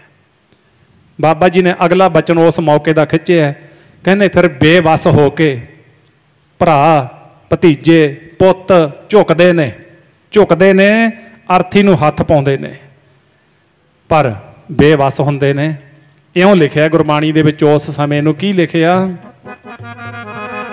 ਕਹਿੰਦੇ ਬੰਦਿਆ ਇੰਨੀ ਕੋਈ ਔਕਾਤ ਹੈ, ਉਹ ਸਕੇ ਵੀਰ ਅੰਮਾਂ ਦੇ ਜਾਏ, ਬੇਵੱਸ ਹੋ ਕੇ ਹੱਥੀਂ ਤੈਨੂੰ ਤੋਰ ਦੇਣਗੇ, ਸਕੇ ਵੀਰ ਅੰਮਾਂ ਦੇ ਜਾਏ, ਹੱਥੀਂ ਤੈਨੂੰ ਤੋਰ ਦੇਣਗੇ, ਵੀਰ ਅੰਮਾਂ ਦੇ ਜਾਏ, ਹੱਥੀਂ ਤੈਨੂੰ ਤੋਰ ਦੇਣਗੇ, ਸਕੇ ਵੀਰ ਅੰਮਾਂ ਦੇ ਜਾਏ, ਹੱਥੀਂ ਤੈਨੂੰ ਤੋਰ ਦੇਣਗੇ, ਸਕੇ ਵੀਰ ਅੰਮਾਂ ਦੇ ਜਾਏ, ਹੱਥੀਂ ਤੈਨੂੰ ਤੋਰ ਦੇਣਗੇ, ਸਕੇ ਵੀਰ ਅੰਮਾਂ ਦੇ ਜਾਏ, ਹੱਥੀਂ ਤੈਨੂੰ ਤੋਰ ਦੇਣਗੇ, ਸਕੇ ਵੀਰ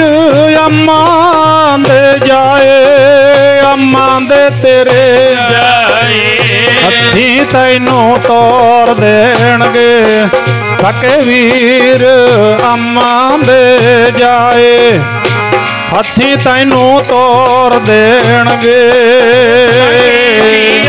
ਅੰਮਾਂ ਦੇ ਜਾਏ, ਹੱਥੀਂ ਤੈਨੂੰ ਤੋਰ ਦੇਣਗੇ, ਉਹ ਸਕੇ ਵੀਰ ਅੰਮਾਂ ਦੇ ਜਾਏ, ਹੱਥੀਂ ਤੈਨੂੰ ਤੋਰ ਦੇਣਗੇ, ਸਕੇ ਵੀਰ ਅੰਮਾਂ ਦੇ ਜਾਏ, ਹੱਥੀਂ ਤੈਨੂੰ ਤੋਰ ਦੇਣਗੇ, ਸਕੇ ਵੀਰ ਅੰਮਾਂ ਦੇ ਜਾਏ, ਹੱਥੀਂ ਤੈਨੂੰ ਤੋਰ ਦੇਣਗੇ, ਸਕੇ ਵੀਰ ਅੰਮਾਂ ਦੇ ਜਾਏ, ਤੈਨੂੰ ਤੋਰ ਦੇਣਗੇ, ਸਕੇ ਵੀਰ ਅੰਮਾਂ ਦੇ ਜਾਏ, ਤੈਨੂੰ ਤੋਰ ਦੇਣਗੇ। ਤਿੰਨਾਂ ਪਿਆਰਿਆਂ ਭਾਈਆਂ ਅੱਗਾ ਦਿੱਤਾ ਬੰਨ। ਕਹਿੰਦੇ ਫਿਰ ਸਭ ਤੋਂ ਪਿਆਰੇ ਜਿਹੜੇ ਪਰਿਵਾਰ ਦੇ ਸੰਬੰਧੀ ਹੁੰਦੇ ਨੇ, ਮੈਂਬਰ ਹੁੰਦੇ ਨੇ, ਉਹ ਕਹਿੰਦੇ ਫਿਰ ਡੈੱਡ ਬੋਡੀ ਨੂੰ ਅਰਥੀ ਦੇ ਉੱਪਰ ਰੱਖ ਕੇ ਅੱਗੇ ਚੱਲ ਪੈਂਦੇ ਨੇ, ਅੱਗੇ ਚੱਲ ਪੈਂਦੇ ਨੇ, ਪਿੱਛੇ ਸਾਰੇ ਸੰਬੰਧੀ ਤੁਰੇ ਆਉਂਦੇ ਨੇ। ਜਿਹੋ ਜਿਹਾ ਸਮਾਂ ਹੁੰਦਾ, ਜਿਹੋ ਜਿਹੀ ਸਰੀਰ ਦੀ ਉਮਰ ਹੁੰਦੀ ਹੈ, ਉਹਦੇ ਹਿਸਾਬ ਨਾਲ ਫਿਰ ਓਨਾ ਵਿਯੋਗ ਤੇ ਓਨਾ ਵਿਰਾਗ ਹੁੰਦਾ ਹੈ। ਤਿੰਨਾਂ ਪਿਆਰਿਆਂ ਭਾਈਆਂ ਅੱਗਾ ਦਿੱਤਾ ਬੰਨ, ਵੇਖੋ ਬੰਦਾ ਚੱਲਿਆ 4 ਜਣਿਆਂ ਦਾ ਕੰਨ। ਕੰਨ ਦਾ ਭਾਵ ਇੱਥੇ ਕੰਧਾ, ਮੋਢਾ, ਇਹਨੂੰ ਭਾਰਾ ਬੁਲਾਉਣਾ ਹੈ। ਕੰਨ, ਕੰਨ ਨਹੀਂ ਬੁਲਾਉਣਾ, ਕੰਨ ਦਾ ਅਰਥ ਫਿਰ ਕੰਨ ਬਣ ਜਾਣਾ ਹੈ। ਸੋ ਇਹ ਗੁਰਬਾਣੀ ਹੈ, ਸਾਧ ਸੰਗਤ, ਗੁਰਬਾਣੀ ਨੇ ਹੀ ਆਪਣਾ ਭਲਾ ਕਰਨਾ ਹੈ, ਗੁਰਬਾਣੀ ਕਰਕੇ ਹੀ ਆਪਾਂ ਨੂੰ ਸਵਾਸ ਆ ਰਹੇ ਨੇ। ਇਸ ਕਰਕੇ ਕਦੇ ਗੁਰਬਾਣੀ ਦਾ ਪੱਲਾ ਨਹੀਂ ਛੱਡਣਾ। ਇਹ ਜ਼ਿੰਦਗੀ ਦੀ ਸਭ ਤੋਂ ਵੱਡੀ ਭੁੱਲ ਹੋਵੇਗੀ, ਸਭ ਤੋਂ ਵੱਡੀ ਵੀਕਨੈਸ ਹੋਵੇਗੀ ਆਪਣੀ ਲਾਈਫ ਦੀ, ਜੇ ਅਸੀਂ ਗੁਰਬਾਣੀ ਦਾ ਪੱਲਾ ਛੱਡ ਬੈਠਦੇ ਹਾਂ। ਕਿਸੇ ਵੀ ਕੀਮਤ ਤੇ ਗੁਰਬਾਣੀ ਦਾ ਪੱਲਾ ਨਹੀਂ ਛੱਡਣਾ। ਇਹ ਚੀਜ਼ ਧਿਆਨ ਵਿੱਚ ਰੱਖਣ ਵਾਲੀ ਹੁੰਦੀ ਹੈ, ਕਿਉਂਕਿ ਇਹ ਸਰੀਰ ਇਹਨੇ ਸਦਾ ਨਹੀਂ ਰਹਿਣਾ ਸੰਸਾਰ ਤੇ। ਕਦੇ ਵੀ ਬੰਦੇ ਨੂੰ ਬੇਪਰਵਾਹੀਆਂ ਮਨਮਾਨੀਆਂ ਨਹੀਂ ਕਰਨੀਆਂ ਚਾਹੀਦੀਆਂ। ਸਤਿਗੁਰਾਂ ਨੇ ਅਲਰਟ ਜਾਰੀ ਕੀਤੇ ਨੇ, ਭਗਤ ਕਬੀਰ ਜੀਆਂ ਨੇ ਅਲਰਟ ਜਾਰੀ ਕੀਤਾ ਹੈ। ਜਿਵੇਂ ਕਿਸੇ ਸਮੁੰਦਰ ਦੇ ਵਿੱਚ ਜਦੋਂ ਤੂਫਾਨ ਆਉਂਦਾ ਹੈ ਨਾ, उस वेले अलर्ट जारी किया जाता है मछेरियां नूं, समुंदर की सैर करने वालियां नूं, भाई समुंदर ते अज नहीं जाना। इस तरह सतगुरां ने शरीर बारे भी दस्या होया है। की दस्या होया सुनो, कहंदे तू अवेसला तुरया फिरदा बंदिया, तू बेपरवाहियां करदा, तू मनमानियां करदा, जब लग जरा रोग नहीं आया। कहंदे जितना चिर बुढ़ेपे दे विच शरीर नहीं अजे तेरा गया, अजे तेरे कोले बचपन है, तेरे कोले जवानी है, अजे शरीर दे विच ताकत है, जां इउं कह लो भी अजे तू रोग तो बचिया होया, तेरे कोले तंदुरुस्ती है। चार वैसे गुरमत दे विच नरक स्वर्ग कुछ नहीं हैगा, गुरमत दे विच नरक स्वर्ग नहीं हैगा, पर हिंदू मत दे अनुसार नरक ते स्वर्ग नूं जदों आपां बाचदे आ ना, तां साध संगत चार स्वर्ग ते चार नरकां दी गल कीती है। संसारी लोगों ने भी ये दस्सिया है, धार्मिक ग्रंथ भी ये गल कहंदे ने। चार स्वर्ग ने, सब तो पहला स्वर्ग है तंदुरुस्त देही। जिस मनुख दे कोल तंदुरुस्त शरीर है ना, मानो आ दुनिया ते वो स्वर्ग भोग रहा है। तंदुरुस्त, तंदुरुस्ती दे अर्थ जे करन लग जाइए ना तो समा थोड़ा पै जांदा है। तंदुरुस्ती एक इहो जी दात है, वाहिगुरू दे घरों किसी नूं मिल जावे तंदुरुस्त शरीर। अज जे आपां कौड़ा सच साझा करिए तो 99% लोग ने जिन्हां कोल तंदुरुस्ती नहीं हैगी, तंदुरुस्ती नहीं हैगी। तंदुरुस्ती भज गई, खंभ ला के उडारियां मार गई। पहला स्वर्ग है तंदुरुस्त शरीर मिल जाना, ते उहदे तो बाद अगला स्वर्ग है अपनियां आपां किरत करन वाले लोग हाँ, बिजनेसमैन। वैसे आपां वपार करते फिरदे हां दुनिया ते, वणज करो वणजारे हो, वखर लै हो संभाल, तैसी वस्त वसाही है जैसी निभ है नाल। भाई रे राम कहो चित लाए, वो बंदिया चित सुपने नाल लाई बैठा, राम नाल चित ला लै। धन गुरु नानक देव साहब महाराज नाल चित ला लै। आख्या कर सवेरे उठदा शाम नूं पैंदा, धन गुरु नानक, धन गुरु नानक, सतनाम वाहिगुरू, सतनाम वाहिगुरू जपिया कर। ते फिर इत्थे जग्यासू कहंदा की मिलेगा मैनू इउं करके? महाराज जी तो पुछ लैने आ। महाराज जे सौंदे धन गुरु नानक आखीए, उठते भी धन गुरु नानक, सतनाम वाहिगुरू जपीए, नितनेम करिए, सेवा करिए, गुरु घर आइए, मिलता भी है कुछ। महाराज जी कहते सुन लै, सौंदे वाहो वाहो उच्चरह, उठते भी वाहो करेन, नानक ते मुख उजले जे नित उठ संभाल लेन। वो मुख उजले ने महाराज कहते जिहड़े धन गुरु नानक जपते ने, वो शरीर प्रवान ने जिहड़े आ दुनिया ते रह के सच नाल चित जोड़ते ने। पहला स्वर्ग तंदुरुस्त देही, दूजा स्वर्ग घर दे विच बरतन नूं पैसा सिर भी ना चढ़े, बहुता ज़्यादा भी ना होवे। जे बहुती थोड़ी माया होवे, करजा सिर चढ़िया होवे तां भी बंदा कमला हो जाता है। 100% 1% नूं छड्ड के जे माया बहुती ज़्यादा हो जाए तां भी कमला कर दिंदी है। आखो सतनाम श्री वाहिगुरू। बरतन नूं खुली होवे, धी दा विआह करना है, पैसा होवे चक के धी दा विआह कर लवे, करजा ना सिर चढ़े। पुत्त नूं पढ़ाई कराउणी है, धी नूं पढ़ाई कराउणी है, कोई छोटा मोटा मकान बनाउणा है, ते अपना संसार ते रहण वास्ते कोई वाहन लैना, कोई ट्रैक्टर लैना, कोई मोटर लाउणी खेत विच, कोई होर काम करना, छोटा मोटा बिजनस करना, हत्थ विच 2 पैसे होण, किसी दा देना भी ना होवे ते बहुता भी ना होवे। महाराज कहंदे दूजा स्वर्ग है, ये दूजा स्वर्ग है। ते तीजा स्वर्ग है गुरमुखो, औलाद है जिहड़ी वो लैक मिल जावे, धी पुत्त लैक निकल जाण, ये तीजा स्वर्ग है। जिन्हां दे घरे धी पुत्त लैक ने वो तीजे स्वर्ग विच रहिंदे ने। चौथा स्वर्ग है पति पत्नी का मिलाप, पति ते पत्नी आग्याकार, आपसी सुभाव मिलता होवे, ये चौथा स्वर्ग है संसार ते। हुण इन्हां नूं चारां नूं दूसरी साइड विचारांगे। पहला नरक है जिहड़े बंदे नूं शरीर नूं रोग लग गया, वो नरक की जिंदगी भोगदा, तंदुरुस्ती उड गई ते दवाइयां ते काम चलदा, कहंदा हाय सारी जिंदगी किवें खावां, किहड़ा लैणियां सौखीआं ने।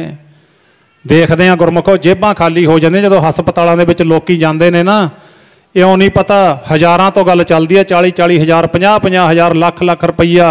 परसों चौथे असीं गए सी किते हस्पताल दे विच, एक बंदा कोल खड़ा करी जावे, जे 5 लाख च अपना इलाज हो जाए तां भी बहुत वधिया है। 5 लाख इत्थे दा गिणती नहीं, करोड़ां ते चलदा है। वाहिगुरू किरपा करे तंदुरुस्ती बख्शे, ये मेरा विशा नहीं है। खैर ते उत्थे फिर पहला नरक जदों किते शरीर नूं रोग लग जांदा है। दूजा नरक गरीबी दी रेखा विच बंदा आ जावे, करजा बहुता चढ़ जावे, मुड़े ना। तीजा नरक औलाद नलैक निकल जावे, ਕਿਤੇ ਮਾਤਾ ਪਿਓ ਨੂੰ ਧੱਕੇ ਮਾਰ ਕੇ ਸਿੱਟ ਦੇਵੇ, ਮਾਂ ਪਿਓ ਨੂੰ ਕਿਤੇ ਨਰਾਦਰ ਕਰ ਦੇਵੇ, ਕਿਤੇ ਮਾਤਾ ਪਿਤਾ ਦੀਆਂ ਉਮੀਦਾਂ ਤੇ ਔਲਾਦ ਖਰੀ ਨਾ ਉਤਰੇ, ਤੇ ਇਹ ਤੀਜਾ ਨਰਕ ਭੋਗ ਰਿਹਾ ਬੰਦਾ। ਤੇ ਚੌਥਾ ਨਰਕ ਹੈਗਾ ਕਿਤੇ ਪਤੀ ਪਤਨੀ ਦਾ ਆਪਸੀ ਤਾਲਮੇਲ ਵਿਗੜ ਜਾਵੇ, ਆਪਸੀ ਤਾਲਮੇਲ ਨਾ ਬਣੇ, ਇਹ ਚੌਥਾ ਨਰਕ ਹੈ। ਸੋ ਉਸ ਬਚਨ ਨੂੰ ਮਹਾਰਾਜ ਕਹਿ ਰਹੇ ਨੇ, ਜਬ ਲਗ ਜਰਾ ਰੋਗ ਨਹੀਂ ਆਇਆ। ਕਹਿੰਦੇ ਤੇਰੇ ਸਰੀਰ ਨੂੰ ਕੋਈ ਰੋਗ ਨਹੀਂ ਲੱਗਿਆ, ਅਜੇ ਬੁਢੇਪਾ ਨਹੀਂ ਆਇਆ, ਅਜੇ ਤੇਰੇ ਕੋਲ ਤੰਦਰੁਸਤੀ ਹੈਗੀ ਹੈ ਤੇ ਤੇਰੇ ਕੋਲ ਤਾਕਤ ਹੈਗੀ, ਤੇ ਤੂੰ ਇਸ ਤਾਕਤ ਦਾ ਗਲਤ ਇਸਤੇਮਾਲ ਨਾ ਕਰ। ਇੱਕ ਨਾਲੋਂ ਸਭ ਸੋਝੀ ਆਈ, ਇੱਕ ਫਿਰਦੇ ਬੇਪਰਵਾਹ, ਇੱਕ ਬੇਪਰਵਾਹੀਆਂ ਕਰਦੇ ਤੁਰੇ ਫਿਰਦੇ ਨੇ। ਕਹਿੰਦੇ ਕੌਣ ਪੁੱਛਦਾ ਕੀ ਹੁੰਦਾ, ਚੱਕ ਦਿਓ ਫੱਟੇ। ਨਹੀਂ, ਮਹਾਰਾਜ ਜੀ ਦੇ ਬਚਨ ਕਦੇ ਸੁਣੇ? ਆ ਹੱਥ ਜਿਹੜੇ ਨੇ ਨਾ, ਹੱਥ ਗੁਰੂ ਨਾਨਕ ਦੇਵ ਸਾਹਿਬ ਜੀ ਕਹਿੰਦੇ ਕਰ ਕਰ ਕਰਨਾ ਲਿਖ ਲੈ ਜਾਹੋ। ਇਹਨਾਂ ਹੱਥਾਂ ਨਾਲ ਹੀ, ਕਰ ਦਾ ਭਾਵ ਹੈ ਹੱਥ, ਇਹਨਾਂ ਹੱਥਾਂ ਨਾਲ ਹੀ ਕਰਮ ਕਰਦਾ ਬੰਦਾ। ਕਰ ਕਰ ਕਰਨਾ ਲਿਖ ਲੈ ਜਾਹੋ, ਕਰੀ ਚੱਲ ਤੇ ਉਹ ਤੇਰੇ ਲਿਖੇ ਜਾ ਰਹੇ ਨੇ। ਲਿਖੇ ਮੇਰੇ ਵੀ ਤੇ ਤੁਹਾਡੇ ਵੀ ਲਿਖੇ ਜਾ ਰਹੇ ਨੇ ਵੀ ਕਿੰਨਿਆਂ ਦਾ ਦਿਲ ਦਿਖਾਉਂਦਾ ਹੈ ਤੇ ਕਿੰਨਿਆਂ ਨੂੰ ਖੁਸ਼ ਕਰਦਾ ਹੈ, ਕਰਮ ਚੰਗਾ ਕਰਦਾ ਕਿ ਮਾੜਾ ਕਰਦਾ ਹੈ। ਤੇ ਅਗਲਾ ਬਚਨ ਸੁਣੋ, ਪੁੱਛਦਾ ਕਿਉਂ ਨਹੀਂ ਕੋਈ? ਆਪੇ ਬੀਜ ਆਪੇ ਹੀ ਖਾਹੋ, ਆਪੇ ਬੀਜੀ ਚੱਲ ਤੇ ਆਪੇ ਖਾਈ ਚੱਲ, ਆਪੇ ਵੱਢੀ ਚੱਲ। ਤੇ ਫਿਰ ਉੱਥੇ ਮਹਾਰਾਜ ਜੀ ਨੇ ਕਿਹਾ ਜਬ ਲਗ ਜਰਾ ਰੋਗ ਨਹੀਂ ਆਇਆ, ਪਹਿਲਾ ਅਲਰਟ। ਤੇ ਦੂਜਾ ਜਬ ਲਗ ਕਾਲ ਗ੍ਰਸੀ ਨਹੀਂ ਕਾਇਆ, ਜਿਤਨਾ ਚਿਰ ਮੌਤ ਤੋਂ ਬਚਿਆ ਹੋਇਆ, ਕਾਲ ਦਾ ਭਾਵ ਮੌਤ, ਜਿਤਨਾ ਚਿਰ ਸਰੀਰ ਨੂੰ ਮੌਤ ਨਹੀਂ ਆਈ, ਅੱਖਾਂ ਵੇਖ ਰਹੀਆਂ ਨੇ, ਕੰਨ ਸੁਣ ਰਹੇ ਨੇ ਤੇ ਰਸਨਾ ਬੋਲ ਰਹੀ ਆ, ਹੱਥਾਂ ਪੈਰਾਂ ਕਰਕੇ ਤੁਰਿਆ ਫਿਰਦਾ ਹੈ, ਮੌਤ ਤੋਂ ਬਚਿਆ ਹੋਇਆ। ਤੇ ਬੰਦਾ ਕਹਿੰਦਾ ਕੋਈ ਨਹੀਂ ਵੇਖਾਂਗੇ। ਜਦੋਂ ਆਖਿਆ ਜਾਂਦਾ ਹੈ ਭਾਈ ਬਾਣੀ ਪੜ੍ਹੋ, ਅੰਮ੍ਰਿਤ ਛਕੋ, ਨਾਮ ਜਪੋ, ਗੁਰੂ ਵਾਲੇ ਵੀ ਬਣ ਜਾਓ, ਤੇ ਬੰਦਾ ਕਹਿੰਦਾ ਵੇਖਾਂਗੇ। ਤੇ ਸਤਿਗੁਰਾਂ ਨੇ ਫਿਰ ਇਸੇ ਸ਼ਬਦ ਵਿੱਚ ਆਖਿਆ, ਕਹਿੰਦੇ ਹੁਣ ਤੂੰ ਆਲਸ ਨਾ ਕਰ। ਕੀ ਕਿਹਾ? ਉਹ ਤੈਥੋਂ ਨਾਮ ਜਪਿਆ ਨਹੀਂ ਜਾਣਾ, ਜਦੋਂ ਤੇਰਾ ਕਾਲ ਆ ਗਿਆ। ਤੈਥੋਂ ਨਾਮ ਜਪਿਆ ਨਹੀਂ ਜਾਣਾ, ਜਦੋਂ ਤੇਰਾ ਕਾਲ ਆ ਗਿਆ। ਨਾਮ ਜਪਿਆ ਨਹੀਂ ਜਾਣਾ, ਜਦੋਂ ਤੇਰਾ ਕਾਲ ਆ ਗਿਆ। ਤੈਥੋਂ ਨਾਮ ਜਪਿਆ ਨਹੀਂ ਜਾਣਾ, ਜਦੋਂ ਤੇਰਾ ਕਾਲ ਆ ਗਿਆ। ਤੈਥੋਂ ਨਾਮ ਜਪਿਆ ਨਹੀਂ ਜਾਣਾ, ਜਦੋਂ ਤੇਰਾ ਕਾਲ ਆ ਗਿਆ। ਤੈਥੋਂ ਨਾਮ ਜਪਿਆ ਨਹੀਂ ਜਾਣਾ, ਜਦੋਂ ਤੇਰਾ ਕਾਲ ਆ ਗਿਆ।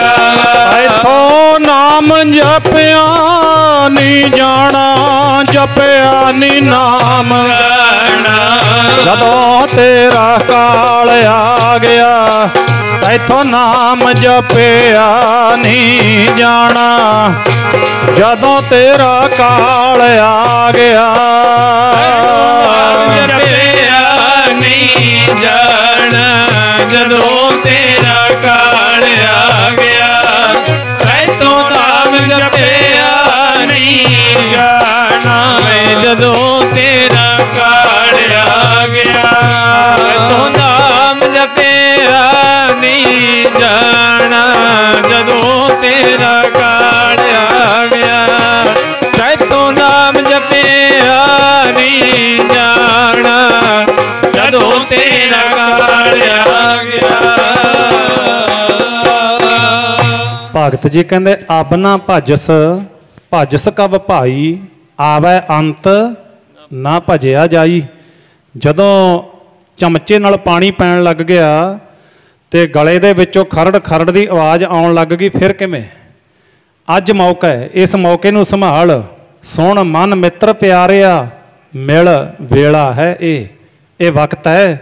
ਹਰ ਇੱਕ ਚੀਜ਼ ਦਾ ਵੇਲਾ ਹੈ, ਹਰ ਇੱਕ ਚੀਜ਼ ਦਾ ਵਕਤ ਹੈ। ਬੱਚੇ ਨੂੰ ਪੜ੍ਹਾਉਣ ਦਾ ਵੇਲਾ ਹੈ, ਬੱਚੇ ਨੂੰ ਵਿਆਹੁਣ ਦਾ ਵੇਲਾ ਹੈ, ਫਸਲ ਬੀਜਣ ਦਾ ਵੇਲਾ ਹੈ, ਫਸਲ ਨੂੰ ਵੱਢਣ ਦਾ ਵੇਲਾ ਹੈ। ਬਿਲਕੁਲ ਉਸੇ ਤਰ੍ਹਾਂ ਸਤਿਗੁਰੂ ਜੀ ਕਹਿੰਦੇ ਨਾਮ ਜਪਣ ਦਾ ਵੀ ਵੇਲਾ ਹੈ। ਆਹੀ ਵੇਲਾ ਹੈ, ਇਹੀ ਤੇਰਾ ਅਵਸਰ, ਇਹੀ ਤੇਰੀ ਬਾਰ। ਘਟ ਭੀਤਰ ਤੂੰ ਦੇਖ ਵਿਚਾਰ, ਆਪਣੇ ਅੰਦਰ ਝਾਤੀ ਮਾਰ ਕੇ ਵੇਖ ਬੰਦਿਆ, ਇਹ ਵੇਲਾ ਹੈ, ਇਹਨੂੰ ਲੰਘਾ ਨਾ ਲਈ। ਜਬ ਲਗ ਕਾਲ ਗ੍ਰਸੀ ਨਹੀਂ ਕਾਇਆ। ਤੇ ਅਗਲਾ ਬਚਨ ਸੁਣੋ, ਜਬ ਲਗ ਬਿਕਲ ਭਈ ਨਹੀਂ ਬਾਣੀ। ਇਹਦਾ ਅਰਥ ਹੈ, ਕਹਿੰਦੇ ਜਿਤਨਾ ਚਿਰ ਰਸਨਾ ਜੀਵ ਸ਼ੁੱਧ ਬੋਲਦੀ ਹੈ, ਤੁਤਲਾਈ ਨਹੀਂ ਹੈ, ਗਲੇ ਦੇ ਵਿੱਚ ਬਲਗਮ ਨਹੀਂ ਫਸੀ। ਸਮਝ ਆਉਂਦੀ ਹੈ ਸੁਣਨ ਵਾਲੇ ਨੂੰ ਵੀ, ਬੋਲਣ ਵਾਲੇ ਨੂੰ ਵੀ, ਸਤਨਾਮ ਵਾਹਿਗੁਰੂ ਆਖ ਸਕਦਾ ਤੂੰ, ਧੰਨ ਗੁਰੂ ਨਾਨਕ ਆਖ ਸਕਦਾ ਹੈ। ਕਿਤੇ ਉਹ ਵੇਲਾ ਨਾ ਆ ਜਾਵੇ, ਕਿਤੇ ਸਰੀਰ ਨੂੰ ਲਕਵਾ ਹੋ ਜਾਵੇ, ਜੀਅ ਵੀ ਤੁਤਲਾ ਜਾਵੇ। ਹਸਪਤਾਲਾਂ ਦੇ ਵਿੱਚ ਨਾ ਵੱਡੇ ਵੱਡੇ ਨੌਜਵਾਨ ਇਉਂ ਲਟੈਣਾ ਵਰਗੇ, ਬਾਲਿਆਂ ਵਰਗੇ ਇਉਂ ਪਏ ਨੇ ICU ਦੇ ਵਿੱਚ ਨਾ, ਪਛਾਣ ਨਹੀਂ ਆਉਂਦੀ ਇਹ ਬੁੱਤ ਪਏ ਨੇ ਕਿ ਨੌਜਵਾਨ ਪਏ ਨੇ, ਜਿਨ੍ਹਾਂ ਦਾ ਸਰੀਰ ਠੀਕ ਹੈ ਪਰ ਕੋਮਾ ਦੇ ਵਿੱਚ ਚਲੇ ਗਏ, ਨਾ ਘਰ ਦੇ ਨੂੰ ਪਛਾਣਦੇ ਨਾ ਕਿਸੇ ਹੋਰ ਨੂੰ। ਮਹਾਰਾਜ ਜੀ ਉਹ ਕਹਿੰਦੇ ਨੇ ਵੀ ਇਹ ਵੇਲਾ ਨਾ ਜੇ, ਇਹ ਤੋਂ ਪਹਿਲਾਂ ਕਰ ਲੈ। ਜਬ ਲਗ ਵਿਕਲ ਭਈ ਨਹੀਂ ਬਾਣੀ, ਭਜ ਲੇਹੇ ਰੇ ਮਨ ਸਾਰੰਗ ਪਾਣੀ। ਕਹਿੰਦੇ ਉਹ ਸਾਰੇ ਸੰਸਾਰ ਦੇ ਦਾਤੇ, ਸਾਰੇ ਸੰਸਾਰ ਦੀ ਪ੍ਰਤਪਾਲਨਾ ਕਰਨ ਵਾਲੇ ਵਾਹਿਗੁਰੂ ਪਰਮੇਸ਼ਰ ਦਾ ਭਜਨ ਵੀ ਨਾਲ ਹੀ ਕਰ ਲੈ। ਜਿਵੇਂ ਦੁਨੀਆ ਦੇ ਬਾਕੀ ਫਰਜ਼ ਨਿਭਾਉਂਦੇ ਆ ਨਾ, ਇਸੇ ਤਰ੍ਹਾਂ ਇਹ ਫਰਜ਼ ਬਾਅਦ ਵਿੱਚ, ਤੇ ਵਾਹਿਗੁਰੂ ਦੇ ਪਿਆਰ ਵਾਲਾ ਫਰਜ਼ ਅੰਮ੍ਰਿਤ ਵੇਲੇ ਸਭ ਤੋਂ ਪਹਿਲਾਂ। ਅੰਮ੍ਰਿਤ ਵੇਲਾ ਸੱਚ ਨਾਉ ਵਡਿਆਈ ਵਿਚਾਰ। ਉਹ ਵਾਹਿਗੁਰੂ ਦੀ ਵਡਿਆਈ ਅੰਮ੍ਰਿਤ ਵੇਲੇ ਉੱਠ ਕੇ ਕਰਨੀ, ਤੇ ਬਾਕੀ ਕੰਮ ਦਿਨੇ ਕਰੀ ਚੱਲੋ ਆਰਾਮ ਨਾਲ। ਸੁਭਾਅ ਬਦਲਣਾ ਹੈ, ਸੁਭਾਅ ਨੂੰ ਮੌਕਾ ਰਹਿੰਦੇ ਬਦਲਿਆ ਜਾਂਦਾ ਹੈ। ਛੇਵੇਂ ਪਾਤਸ਼ਾਹ ਮਹਾਰਾਜ ਸਤਿਗੁਰੂ ਸੱਚੇ ਪਾਤਸ਼ਾਹ ਮੀਰੀ ਪੀਰੀ ਦੇ ਮਾਲਕ ਬੰਦੀ ਛੋੜ ਦਾਤਾ ਪਾਤਸ਼ਾਹ ਦਾ ਬਹੁਤ ਪਿਆਰਾ ਸਿੱਖ ਜਿਹਦਾ ਇਤਿਹਾਸ ਵਿੱਚ ਨਾਮ ਆਉਂਦਾ ਭਾਈ ਗੁਰਮੁਖ। ਕਹਾਂ ਵਿਸਾਸਾ ਇਸ ਭਾਂਡੇ ਕਾ ਇਤਨਕ ਲਾਗਾ ਠਣਕਾ, ਸੁਪਨੇ ਸੇਤੀ ਚਿੱਤ ਮੂਰਖ ਲਾਇਆ। ਮਹਾਰਾਜ ਜੀ ਕਹਿੰਦੇ ਚਿੱਤ ਹੈ ਜਿਹੜਾ ਨਾ, ਇਹ ਮਨ ਪਿਆਰਿਆ ਤੂੰ ਸਦਾ ਸੱਚ ਸੰਭਾਲੇ, ਇਹੋ ਕੁਟੰਬ ਤੂੰ ਜੇ ਦੇਖਦਾ ਚੱਲੈ ਨਾਹੀ ਤੇਰਾ ਨਾਲੇ, ਸਾਥ ਤੇਰਾ ਚੱਲੈ ਨਾਹੀ ਤਿਸ ਨਾਲ ਕਿਉਂ ਚਿੱਤ ਲਾਈ ਹੈ। ਚਿੱਤ ਉੱਥੇ ਲਾਈ ਬੈਠਾ ਜਿਹਨੇ ਸਾਥ ਨਹੀਂ ਜਾਣਾ, ਤੇ ਫਿਰ ਕਹਿੰਦੇ ਉਹਦੇ ਨਾਲ ਤੂੰ ਸੱਚੀ ਮੁੱਚੀ ਚਿੱਤ ਕਿਉਂ ਲਾ ਕੇ ਬੈਠ ਗਿਆ, ਕੀ ਪਤਾ ਕਿਹੜੇ ਨੂੰ ਕਦੋਂ ਛੱਡਣਾ ਪੈ ਜਾਵੇ। ਇਹੋ ਹੀ ਤਾਂ ਗੁਰਮਤਿ ਹੈ। ਜਦੋਂ ਅਸੀਂ ਗੁਰਮਤਿ ਦਾ ਸਹੀ ਤੌਰ 'ਤੇ ਇਸਤੇਮਾਲ ਕਰਾਂਗੇ ਤਾਂ ਸੱਚ ਜਾਣੋ ਸਤਿਗੁਰ ਜੀ ਸੰਸਾਰ ਦੇ ਨਾਲੋਂ ਸਾਡੀ ਅਟੈਚਮੈਂਟ ਬਿਲਕੁਲ ਢਿੱਲੀ ਕਰ ਦਿੰਦੇ ਨੇ। ਰਹਿਣਾ ਪਰਿਵਾਰ ਵਿੱਚ, ਰਹਿਣਾ ਸੰਸਾਰ ਵਿੱਚ, ਅਟੈਚਮੈਂਟ ਕੋਈ ਨਹੀਂ। ਨਿਰਲੇਪ ਅਵਸਥਾ ਕਹਿੰਦੇ ਨੇ ਇਹਨੂੰ, ਨਿਰਲੇਪ ਹੋ ਜਾਣਾ, ਮੋਹ ਦੀਆਂ ਤੰਦਾਂ ਨੂੰ ਕੱਟ ਦੇਣਾ, ਮੋਹ ਦੀਆਂ ਫਾਹੀਆਂ ਨੂੰ ਕੱਟ ਦੇਣਾ। ਕੀ ਖਿਆਲ ਹੈ ਕਲਗੀ ਵਾਲੇ ਪਾਤਸ਼ਾਹ ਨੂੰ ਪੁੱਤ ਨਹੀਂ ਸੀ ਪਿਆਰੇ? ਬਿਲਕੁਲ ਪਿਆਰੇ ਸੀ, ਪਰ ਨਿਰਲੇਪ ਸੀ ਮਹਾਰਾਜ। ਲਪਾਏ ਮਾਣ ਨਹੀਂ ਸੀ ਵੀ ਹਾਏ ਮੇਰਾ ਹਾਏ ਮੇਰਾ। ਸਤਿਗੁਰਾਂ ਨੂੰ ਪਤਾ ਹੈ ਜਿਸ ਕੀ ਵਾਸਤ ਸੋਈ ਲੈ ਜਾਏਗਾ, ਰੋਸ ਕਿਸੇ ਐਸੋਂ ਕੀਜੈ। ਜਿਨ੍ਹਾਂ ਨੇ ਬਖਸ਼ਿਸ਼ ਕੀਤੀ ਉਹ ਦੁਬਾਰਾ ਕਦੋਂ ਵੀ ਮੰਗ ਸਕਦੇ ਨੇ। ਮਾਲਕ ਕੌਣ ਹੈ? ਮਾਲਕ ਪਰਮੇਸ਼ਰ ਹੈ। ਜਦੋਂ ਅਸੀਂ ਇਸ ਗੱਲ ਦੀ ਵਿਚਾਰ ਕਰਾਂਗੇ ਫਿਰ ਸਾਡਾ ਹਉਮੈ ਹੰਕਾਰ ਅਭਿਮਾਨ ਵਾਲੀ ਬਿਰਤੀ ਹੈ ਜਿਹੜੀ ਉਹਨੂੰ ਵਿਸਰਾਮ ਲੱਗੇਗਾ। ਫਿਰ ਜਾ ਕੇ ਨਿਮਰਤਾ ਜਨਮ ਲਵੇਗੀ ਸਾਡੇ ਹਿਰਦੇ ਵਿੱਚ, ਫਿਰ ਪਰਉਪਕਾਰ ਜਨਮ ਲਵੇਗਾ, ਫਿਰ ਦਇਆ ਜਨਮ ਲਵੇਗੀ, ਫਿਰ ਧਰਮ ਜਨਮ ਲਵੇਗਾ। ਇਸ ਤਰ੍ਹਾਂ ਦੇ ਨਾਲ ਸਾਡਾ ਜੀਵਨ ਹੈ ਪੌੜੀ ਦਰ ਪੌੜੀ। ਇਹ ਨਹੀਂ ਹੈ ਵੀ ਇਕੱਲਾ ਕਕਾਰ ਪਾਏ ਤੇ ਅਸੀਂ ਗੁਰੂ ਦੇ ਸਿੱਖ ਬਣ ਗਏ, ਜਾਂ ਅਸੀਂ ਕਿਸੇ ਵੀ ਧਰਮ ਨਾਲ ਜੁੜੇ ਅਸੀਂ ਧਰਮੀ ਬਣ ਗਏ। ਨਹੀਂ, ਧਰਮ ਦੀਆਂ ਤਾਂ ਬਹੁਤ ਪੌੜੀਆਂ ਨੇ ਗੁਰਮੁਖੋ। ਮਹਾਰਾਜ ਨੇ ਜਪਜੀ ਸਾਹਿਬ ਵਿੱਚ ਲਿਖਿਆ ਇਹ ਤਰਾਹੇ ਪੱਤ ਪਾਵੜੀਆਂ ਚੜ੍ਹੀਆਂ ਹੋਏ 21 ਸੰਤ ਕਾ ਮਾਰਗ ਧਰਮ ਕੀ ਪੌੜੀ ਕੋ ਵਡਭਾਗੀ ਪਾਏ। ਹੁਣ ਪੌੜੀ ਤੇ ਇੱਕਦਮ ਤਾਂ ਨਹੀਂ ਚੜ੍ਹਿਆ ਜਾਂਦਾ ਵੀ ਸਿਰੇ ਵਾਲੇ ਟੰਬੇ ਤੇ ਚੜ੍ਹ ਜਾਓ, ਨਹੀਂ, ਸਟੈਪ ਬਾਈ ਸਟੈਪ। ਇਸੇ ਤਰ੍ਹਾਂ ਤਾਂ ਮਹਾਰਾਜ ਦਾ ਪਿਆਰਾ ਗੁਰਸਿੱਖ ਜੀ ਦਾ ਇਤਿਹਾਸ ਵਿੱਚ ਨਾਮ ਆਉਂਦਾ ਭਾਈ ਗੁਰਮੁਖ। ਗ੍ਰਸਤੀ ਸੀ, ਬਹੁਤ ਸੋਹਣਾ ਕਾਰੋਬਾਰੀ ਸੀ, ਲੋੜਵੰਦ ਦੀ ਸੇਵਾ ਕਰਨੀ, ਬਾਣੀ ਨਾਲ ਜੁੜਿਆ, ਛੇਵੇਂ ਪਾਤਸ਼ਾਹ ਮਹਾਰਾਜ ਤੋਂ ਸਿੱਖੀ ਧਾਰਨ ਕੀਤੀ।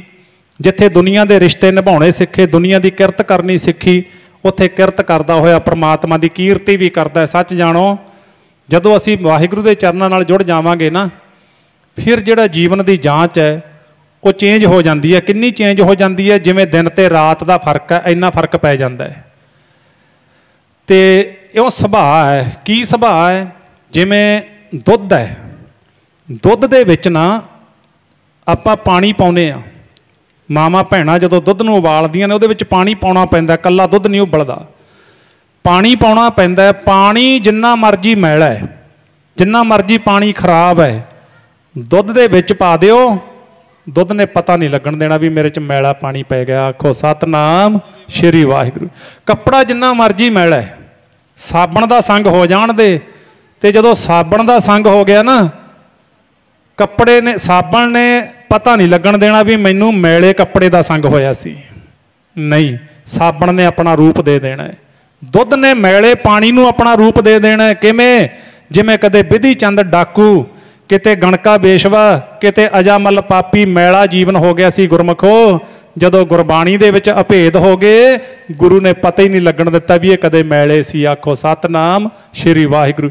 ਗੁਰਬਾਣੀ ਦੁੱਧ ਹੈ, ਗੁਰਬਾਣੀ ਸਾਬਣ ਹੈ, ਸਾਡਾ ਜੀਵਨ ਮੈਲਾ ਹੈ, ਸਾਡਾ ਜੀਵਨ ਔਗਣਾਂ ਨਾਲ ਭਰਿਆ ਹੈ। ਤੇ ਅਸੀਂ ਜਦੋਂ ਗੁਰੂ ਨੂੰ ਸਮਰਪਿਤ ਹੋ ਜਾਵਾਂਗੇ ਤੇ ਗੁਰੂ ਸਾਡੇ ਔਗਣ ਨਹੀਂ ਵੇਖਦਾ। ਔਗਣ ਕੋ ਨਾ ਚਤਾਰਦਾ ਗਲ ਸੇਤੀ ਲਾਇਕ, ਉਹ ਤਾਂ ਗਲੇ ਨਾਲ ਲਾਉਣਾ ਜਾਣਦਾ ਹੈ।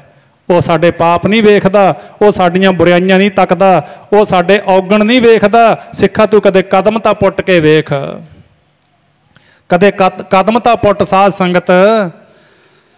ਇਹ ਕਦਮ ਹੀ ਨਹੀਂ ਪੁੱਟਦਾ, ਉੱਥੇ ਖੜ ਗਿਆ ਬਸ, ਮੁੜ ਕੇ ਕਹਿੰਦਾ ਛੱਡ ਪਰੇ। ਇਉਂ ਕਹਿ ਕੇ ਖਹਿੜਾ ਛਡਾਉਣਾ ਚਾਹੁੰਦਾ, ਇਉਂ ਖਹਿੜਾ ਛੁੱਟਣਾ ਨਹੀਂ ਹੈ। ਸਤਿਗੁਰੂ ਮਹਾਰਾਜ ਜੀ ਕੀ ਕਹਿੰਦੇ? ਸਤਿਗੁਰ ਕੋਟ ਪੈਂਡਾ ਅੱਗੋਂ ਲੈਣ ਆਉਂਦੇ ਨੇ, ਉਹ ਸਿੱਖਾ ਤੇਰਾ ਪ੍ਰੇਮ ਵੇਖ ਕੇ। ਸਤਿਗੁਰ ਕੋਟ ਪੈਂਡਾ ਅੱਗੋਂ ਲੈਣ ਆਉਂਦੇ, ਸਿੱਖਾ ਤੇਰਾ ਪ੍ਰੇਮ ਵੇਖ ਕੇ। ਕੋਟ ਪੈਂਡਾ ਅੱਗੋਂ ਲੈਣ ਆਉਂਦੇ ਨੇ, ਸਿੱਖਾ ਤੇਰਾ ਪ੍ਰੇਮ ਵੇਖ ਕੇ। ਸਤਿਗੁਰ ਕੋਟ ਪੈਂਡਾ ਅੱਗੋਂ ਲੈਣ ਆਉਂਦੇ ਨੇ, ਸਿੱਖਾ ਤੇਰਾ ਪ੍ਰੇਮ ਵੇਖ ਕੇ। ਸਤਿਗੁਰ ਕੋਟ ਪੈਂਡਾ ਅੱਗੋਂ ਲੈਣ ਆਉਂਦੇ ਨੇ, ਸਿੱਖਾ ਤੇਰਾ ਪ੍ਰੇਮ ਦੇਖ ਕੇ। ਸਤਿਗੁਰ ਕੋਟ ਪੈਂਡਾ ਅੱਗੋਂ ਲੈਣ ਆਉਂਦੇ ਨੇ, ਸਿੱਖਾ ਤੇਰਾ ਪ੍ਰੇਮ ਦੇਖ ਕੇ। ਸਤਿਗੁਰ ਕੋਟ ਪੈਂਡਾ ਅੱਗੋਂ ਲੈਣ ਆਉਂਦੇ ਨੇ ਜੀ, ਅੱਗੋਂ ਲੈਣ ਆਉਂਦੇ ਨੇ, ਸਿੱਖਾ ਤੇਰਾ ਪ੍ਰੇਮ ਵੇਖ ਕੇ। ਸਤਿਗੁਰ ਕੋਟ ਪੈਂਡਾ ਅੱਗੋਂ ਲੈਣ ਆਉਂਦੇ, ਸਿੱਖਾ ਤੇਰਾ ਪ੍ਰੇਮ ਵੇਖ ਕੇ। ਪੈਂਡਾ ਅੱਗੋਂ ਲੈਣ ਆਉਂਦੇ ਨੇ, ਸਿੱਖਾ ਤੇਰਾ ਪ੍ਰੇਮ ਵੇਖ ਕੇ। ਸਤਿਗੁਰ ਕੋਟ ਪੈਂਡਾ ਅੱਗੋਂ ਲੈਣ ਆਉਂਦੇ ਨੇ, ਸਿੱਖਾ ਤੇਰਾ ਪ੍ਰੇਮ ਵੇਖ ਕੇ। ਸਤਿਗੁਰ ਕੋਟ ਪੈਂਡਾ ਅੱਗੋਂ ਲੈਣ ਆਉਂਦੇ ਨੇ, ਸਿੱਖਾ ਤੇਰਾ ਪ੍ਰੇਮ ਦੇਖ ਕੇ। ਸਤਿਗੁਰ ਕੋਟ ਪੈਂਡਾ ਅੱਗੋਂ ਲੈਣ ਆਉਂਦੇ ਨੇ, ਸਿੱਖਾ ਤੇਰਾ ਪ੍ਰੇਮ ਵੇਖ ਕੇ। ਚਾਰਨ ਸ਼ਰਨ ਗੁਰ ਏਕ ਪੈਂਡਾ ਜਾਏ ਚੱਲ, ਸਤਿਗੁਰ ਕੋਟ ਪੈਂਡਾ ਆਗੇ ਹੋਏ ਲੇਤ ਹੈ। ਸੋ ਗੁਰੂ ਵੱਲ ਕਦੇ ਪ੍ਰੇਮ ਦੀ ਕਦਮ ਸਾਨੂੰ ਪੁੱਟਣੀ ਚਾਹੀਦੀ ਹੈ। ਪੱਕਾ ਇਸ ਗੱਲ ਦਾ ਪਰਨ ਕਰੀਏ, ਖਾਲੀ ਨਾ ਰਹਿ ਜਾਈਏ। ਨਹੀਂ ਤਾਂ ਬਸ ਜਿਤਨਾ ਕੁਝ ਵੀ ਕਮਾਇਆ ਉਹ ਸੰਸਾਰੀ ਬਣ ਕੇ ਰਹਿ ਜਾਵਾਂਗੇ, ਨਿਰੰਕਾਰੀ ਨਹੀਂ ਅਸੀਂ ਬਣ ਸਕਦੇ। ਇਹਦੇ ਸਬੂਤ ਨੇ ਆਪਣੇ ਕੋਲੇ ਗੁਰਬਾਣੀ ਵਿੱਚ। ਪੁੱਛਿਆ ਸੀ ਮਹਾਰਾਜ, ਜੇ ਅਸੀਂ ਦੁਨੀਆ ਤੇ ਮਹਿਲ ਬਣਾ ਲਏ, ਕੋਠੀਆਂ ਬਣਾ ਲਈਆਂ, ਬਹੁਤੀ ਭੂਮੀ ਦੇ ਮਾਲਕ ਬਣ ਗਏ, ਬਹੁਤੇ ਵੱਡੇ ਅਹੁਦੇ ਤੇ ਲੱਗ ਗਏ, ਕੀ ਫਿਰ ਸਾਡਾ ਜੀਵਨ ਚੰਗਾ ਨਹੀਂ ਹੈ? ਮਹਾਰਾਜ ਜੀ ਕਹਿੰਦੇ ਸੰਸਾਰੀ ਤੌਰ ਤੇ ਹੈ, ਪਰਮੇਸ਼ਰ ਦੇ ਚਰਨਾਂ ਵਿੱਚ ਪ੍ਰਵਾਨ ਨਹੀਂ ਹੈ। ਸੁਣੋ ਹੁਣ ਗੁਰਬਾਣੀ ਵਿੱਚੋਂ, ਕਈ ਵਾਰੀ ਇਹ ਭੁਲੇਖਾ ਹੁੰਦਾ ਆਪਾਂ ਨੂੰ, ਕਿਉਂਕਿ ਸੰਸਾਰੀ ਲੋਕਾਂ ਦੀ ਨਿਗਾਹ ਇੱਥੇ ਤੱਕ ਹੀ ਹੈ ਵੀ ਚੰਗੀ ਪੜ੍ਹਾਈ ਕਰੋ, ਚੰਗੀ ਜੌਬ ਕਰ ਲਓ, ਬਾਹਰਲੀ ਕੰਟਰੀ ਨਿਕਲ ਜਾਓ, ਬੱਚਿਆਂ ਨੂੰ ਸੈੱਟ ਕਰ ਦਿਓ, ਬਸ ਠੀਕ ਹੈ। ਆਹ ਸੁਣੋ ਹੁਣ ਸਤਿਗੁਰ ਜੀ ਕੀ ਕਹਿੰਦੇ ਨੇ, ਇਹਨੂੰ ਝੋਲੀ ਵਿੱਚ ਪਾ ਲਿਓ ਬੱਚਿਆਂ ਨੂੰ, ਫਿਰ ਭਲਾ ਹੋ ਜਾਣਾ ਹੈ। ਮਹਾਰਾਜ ਜੀ ਕਹਿੰਦੇ ਜਿਨ ਕੈ ਪੱਲੇ ਧਨ ਵਸੈ, ਕਹਿੰਦੇ ਜਿਹੜੇ ਲੋਕਾਂ ਨੇ ਸਿਰਫ ਜੀਵਨ ਨੂੰ, ਮਾਇਆ ਨੂੰ ਹੀ ਜੀਵਨ ਸਮਝਿਆ, ਪਦਾਰਥ ਨੂੰ ਹੀ ਜੀਵਨ ਸਮਝਿਆ, ਸੰਸਾਰ ਦੀ ਦੌੜ ਭੱਜ ਨੂੰ ਹੀ ਜੀਵਨ ਸਮਝਿਆ। ਮਹਾਰਾਜ ਜੀ ਦਾ ਅਗਲਾ ਬਚਨ ਸੁਣੋ, ਤਿਨ ਕਾ ਨਾਉ ਫਕੀਰ। ਫਕੀਰ ਦਾ ਅਰਥ ਇੱਥੇ ਕੰਗਾਲ ਹੈ। ਫਕੀਰ ਉਹ ਅਰਥ ਨਹੀਂ ਵੀ ਫਕੀਰ ਸਾਧ ਦਾ ਅਰਥ ਹੈ ਇੱਥੇ, ਨਹੀਂ। ਤਿਨ ਕਾ ਨਾਉ ਫਕੀਰ, ਕਹਿੰਦੇ ਉਹ ਦੁਨੀਆ ਤੇ ਵੱਸਦੇ ਨੇ, ਦੁਨੀਆ ਦੀ ਨਜ਼ਰ ਵਿੱਚ ਉਹ ਲੋਕ ਵੱਡੇ ਨੇ, ਦੁਨੀਆ ਦੀ ਨਜ਼ਰ ਵਿੱਚ ਉਹ ਲੋਕ ਅਮੀਰ ਨੇ, ਪਰ ਕਹਿੰਦੇ ਮੇਰੀ ਨਜ਼ਰ ਵਿੱਚ ਉਹ ਲੋਕ, ਜੇਕਰ ਉਹਨਾਂ ਦੇ ਹਿਰਦੇ ਵਿੱਚ ਵਾਹਿਗੁਰੂ ਦਾ ਪਿਆਰ ਨਹੀਂ ਹੈ, ਨਿਤਨੇਮ ਸਿਮਰਨ ਬੰਦਗੀ ਨਹੀਂ ਹੈ, ਤਾਂ ਕਹਿੰਦੇ ਉਹ ਇਸ ਤਰ੍ਹਾਂ ਹੈ, ਉਹਨਾਂ ਦਾ ਜੀਵਨ ਜਿਵੇਂ ਖੇਤ ਦੇ ਵਿੱਚ ਤਿਲਾਂ ਦਾ ਬੂਟਾ ਖੜਾ ਹੈ, ਹਵਾ ਦੇ ਆਉਣ ਨਾਲ ਉਹਦੇ ਵਿੱਚੋਂ ਤਿਲ ਤਾਂ ਨਿਕਲ ਗਏ ਤੇ ਉਹ ਕੱਲਾ ਬੂਟਾ ਖੜਾ, ਖਾਲੀ ਫਲੀਆਂ ਨੇ ਉਹਦੀਆਂ ਤਿਲ ਦੀਆਂ। ਜਿਉਂ ਬੁਆੜ ਤਿਲ ਖੇਤ ਮਾਹੇ ਦੁਹੇਲਾ, ਕਹਿੰਦੇ ਖੇਤ ਦੇ ਵਿੱਚ ਉਹ ਫਲੀ ਤਾਂ ਖੜੀ, ਉਹਦੇ ਵਿੱਚ ਦਾਣੇ ਦੂਣੇ ਕੋਈ ਨਹੀਂ ਹੈਗੇ। ਉਹ ਕਹਿੰਦੇ ਉਸੇ ਤਰ੍ਹਾਂ ਹੀ ਹੈ, ਜਿਨ ਕੈ ਪੱਲੇ ਧਨ ਵਸੈ ਤਿਨ ਕਾ ਨਾਉ ਫਕੀਰ। ਤੇ ਮਹਾਰਾਜ ਫਿਰ ਚੰਗੇ ਲੋਕ ਕੌਣ ਨੇ? ਫੈਸਲਾ ਵੇਖੋ ਮਹਾਰਾਜ ਦਾ, ਤੇ ਆਪਾਂ ਨੇ ਮੰਨਣਾ ਹੈ ਇਸ ਫੈਸਲੇ ਨੂੰ। ਮਹਾਰਾਜ ਜੀ ਕਹਿੰਦੇ ਜਿਨ ਕੈ ਪੱਲੇ ਤੂੰ ਬਸੈਂ, ਜਿਨ ਕੈ ਹਿਰਦੈ ਤੂੰ ਬਸੈਂ। ਜਿਹੜੇ ਹਿਰਦੇ ਵਿੱਚ ਤੂੰ ਬਸੈਂ ਦਾ ਅਰਥ ਹੈ ਪਰਮੇਸ਼ਰ ਪਰਮਾਤਮਾ ਜੀ ਆਪ। जिस हिरदे विच वाहिगुरू दा वासा हो गया, वाहिगुरू दा प्यार वस गया, वाहिगुरू दा शुकराना वस गया, ते नर नर मैने बंदा मनुख, ते नर गुणी गहीर, कहंदे वो गुणां दे खजाने ने, वो मनुख गुणां दे महान खजाने ने। इस करके आपां गुण खट्टने ने, बुराइयां तो बचना, गुणां तो बचना है। तां भाई गुरमुख चंगा कारोबारी सी, सोहनी किरत विरत सी, परिवार दे तीनों ही मैंबर सी, ते माता पिता सी उन्हां दे। इउं बड़ा सोहना समा चल रहा सी।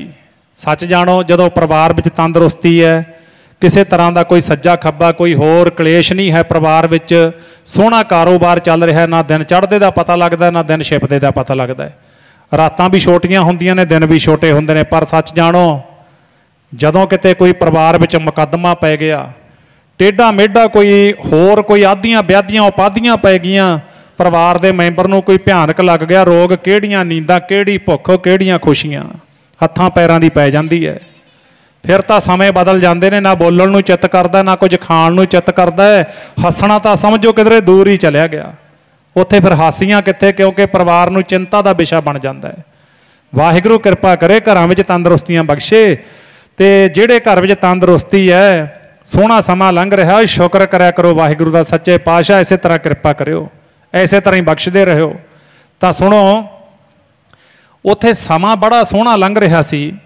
अचनचेत अज भाई गुरमुख के घरों जिहड़ी बीबी सी, जिन्हां दी उम्र इतिहास विच आउंदी है सारी, वो 38 ते 40 साल के विचकार, 38 ते 40 भर जवानी की उम्र हुंदी है। साध संगत, बेटा सी 5-7 सालां दा भाई गुरमुख दा।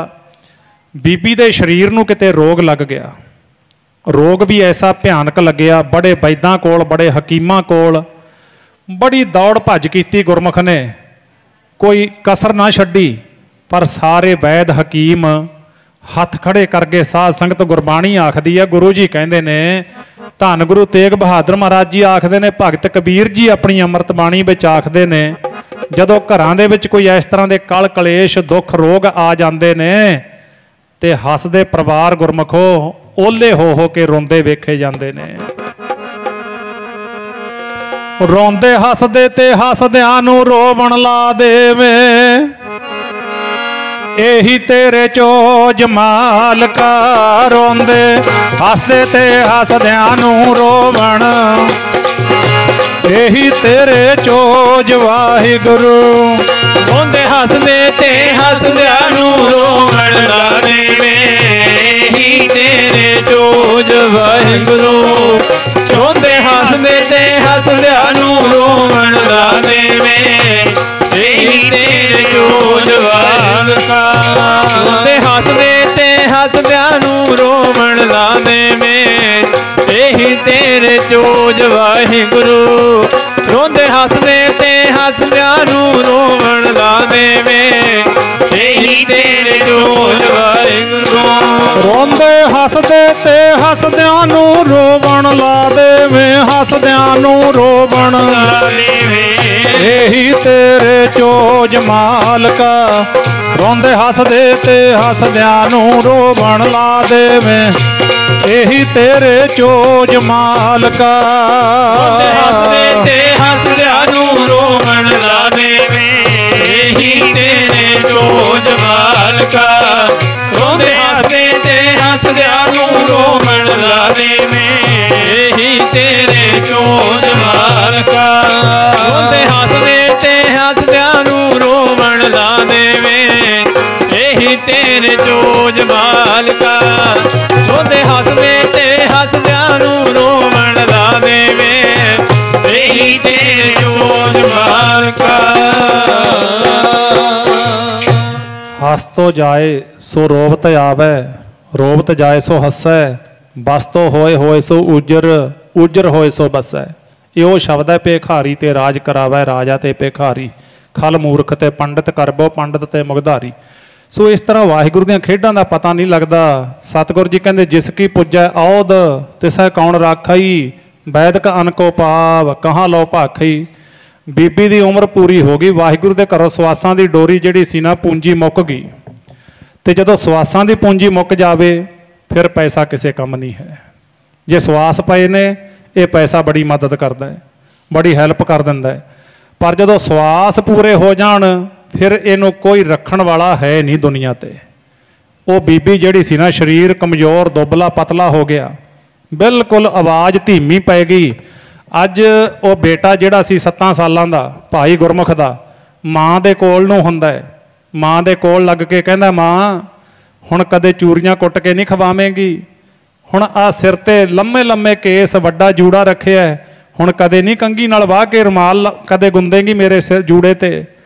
माँ उठ, मेरा चित्त करदा मैं तेरे हत्थ दी बनाई चूरी खावां ते कदे शाम दे वेले मैं खेड के आउणा माँ, मैं थक जाना।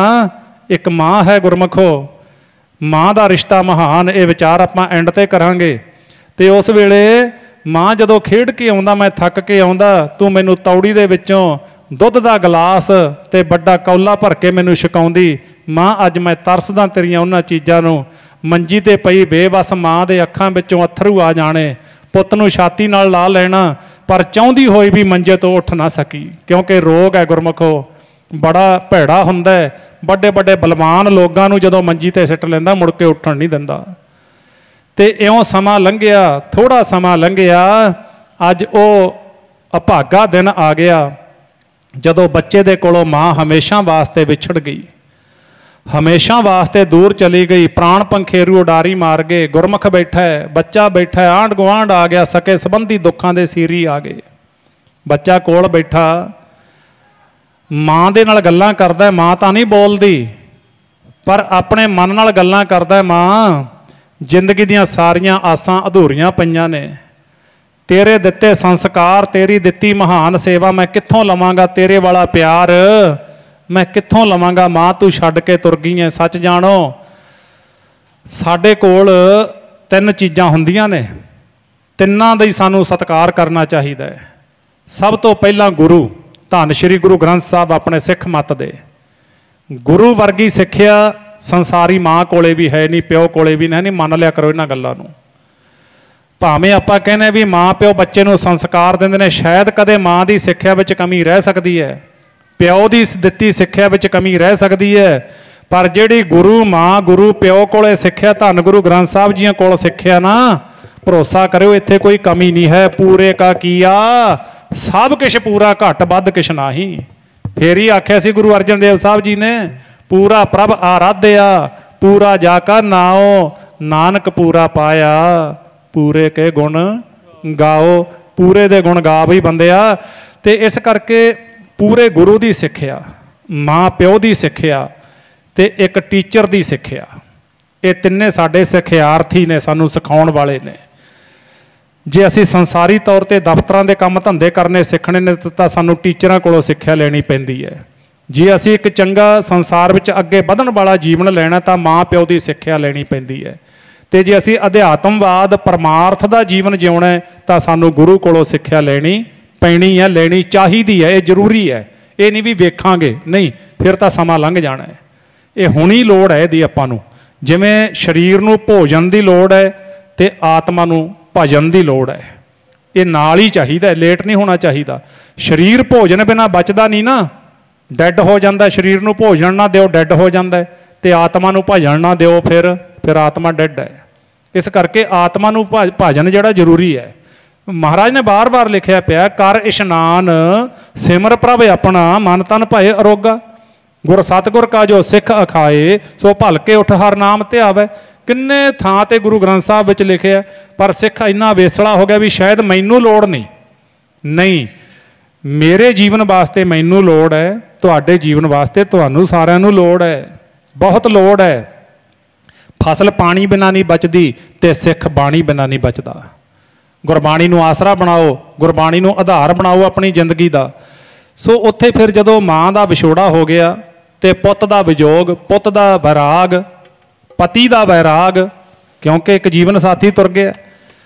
तो जिथे मावां परिवारां विच है नहीं, मावां दे विछोड़े हो गए, तो बच्चियां दियां सिक्ख्यावां, बच्चियां नूं दिते माँ वल्लों संस्कार ते बच्चे नूं माँ वल्लों दिता प्यार हमेशा सखना ते अधूरा हुंदा है।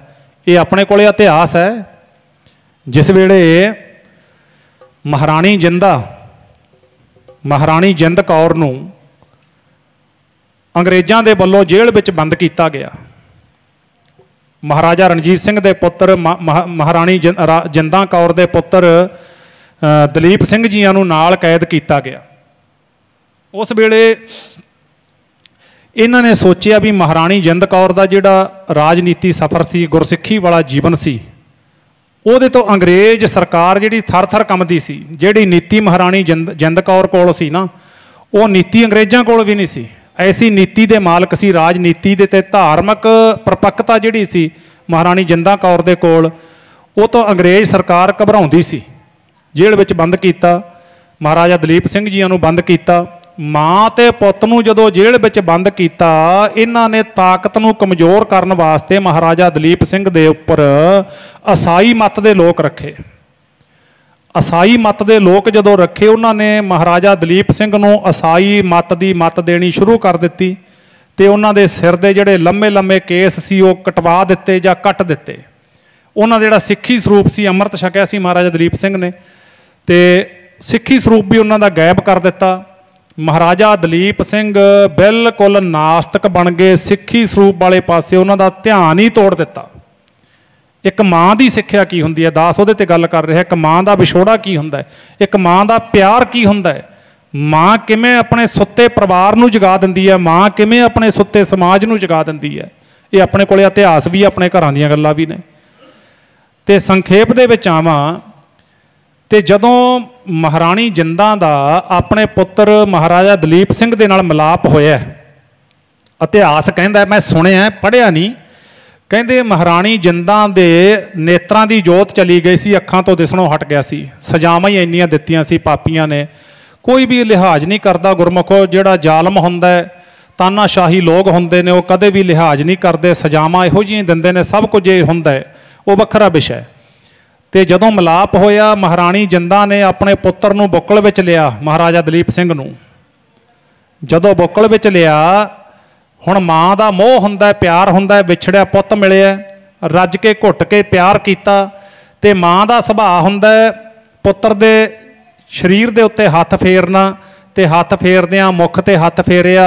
जदों सिर ते हत्थ गया तो महाराजा दलीप सिंह का जिहड़ा सिर ते लम्मे केस सी, जूड़ा सी ना, वो महाराणी जिंदा दे हत्थ ना लग्या।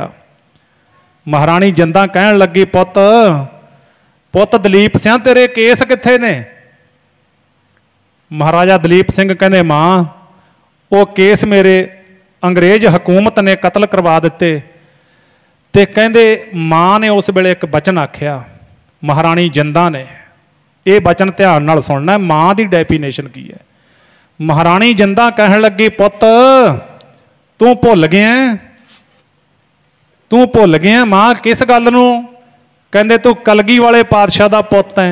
आखो सतनाम श्री वाहिगुरू। वो पता नहीं किन्नी ताकत नाल, किन्नी डूंघाई विचों माँ ने वो बचन आख्या होना, ते कहण लगे तू कलगी वाले पातशाह दा पुत है, आ तू की कर बैठिया? बस गल्लां तां होर भी होईयां होणगीਆਂ। इतिहास कहता महाराजा दलीप सिंह भुब्बा मार के रोन लग गया, माँ के चरणों ते डिग पिया, माँ मैथों बहुत बड़ी भुल हो गई। पुत जे मैनू पता हुंदा तू बेमुख हो गया, तू अकिरत घण बन गया, तू गुरु नालों टुट गया, हो सकता मैं तेनू ना ही मिलती, पर मैनू पता नहीं सी भी तू अकिरत घण हो गया। पर अजे भी कुछ नहीं बिगड़िया, डुल्ले बेरां दा कुछ नहीं बिगड़िया, चुक के झोली पा लै पुत, मुड़ के अपने घर आ जा। ऐसा हलूणा सी माँ का, ऐसा उपदेश सी माँ का। इतिहास कहता महाराजा दलीप सिंह उस वेले सुत्ते सी, जिहड़े जागे एकदम। फिर वो ईसाई मत के लोग कहते ने तू ये मंत्र पढ़, ये कर। महाराजा दलीप सिंह कहते वो दलीप सिंह मर गया जिहड़े ते तुसी राज करना चाहुंदे सी ना, जिन्हों तुसी खोना चाहुंदे सी, वो दलीप सिंह मर गया। ये नवां दलीप सिंह है, ये तुहाडीआं चालां विच हुण नहीं आवेगा। ये दलीप सिंह कलगी वाले पातशाह दा पुੱਤ है, इस करके हुण तुसी वो भुल जाओ। फिर कहंदे केस रखे, अमृत छकिया महाराजा दलीप सिंह ने, दोबारा सिंह सजे। ये माँ का उपदेश है गुरमुखो। माँ जिहड़ा प्यार बख्शदी है, उपदेश बख्शदी है, होर नहीं किते हैगा। सो उत्थे जदों माँ चढ़ाई कर गई ना, सारियां तैयारियां हो गईयां।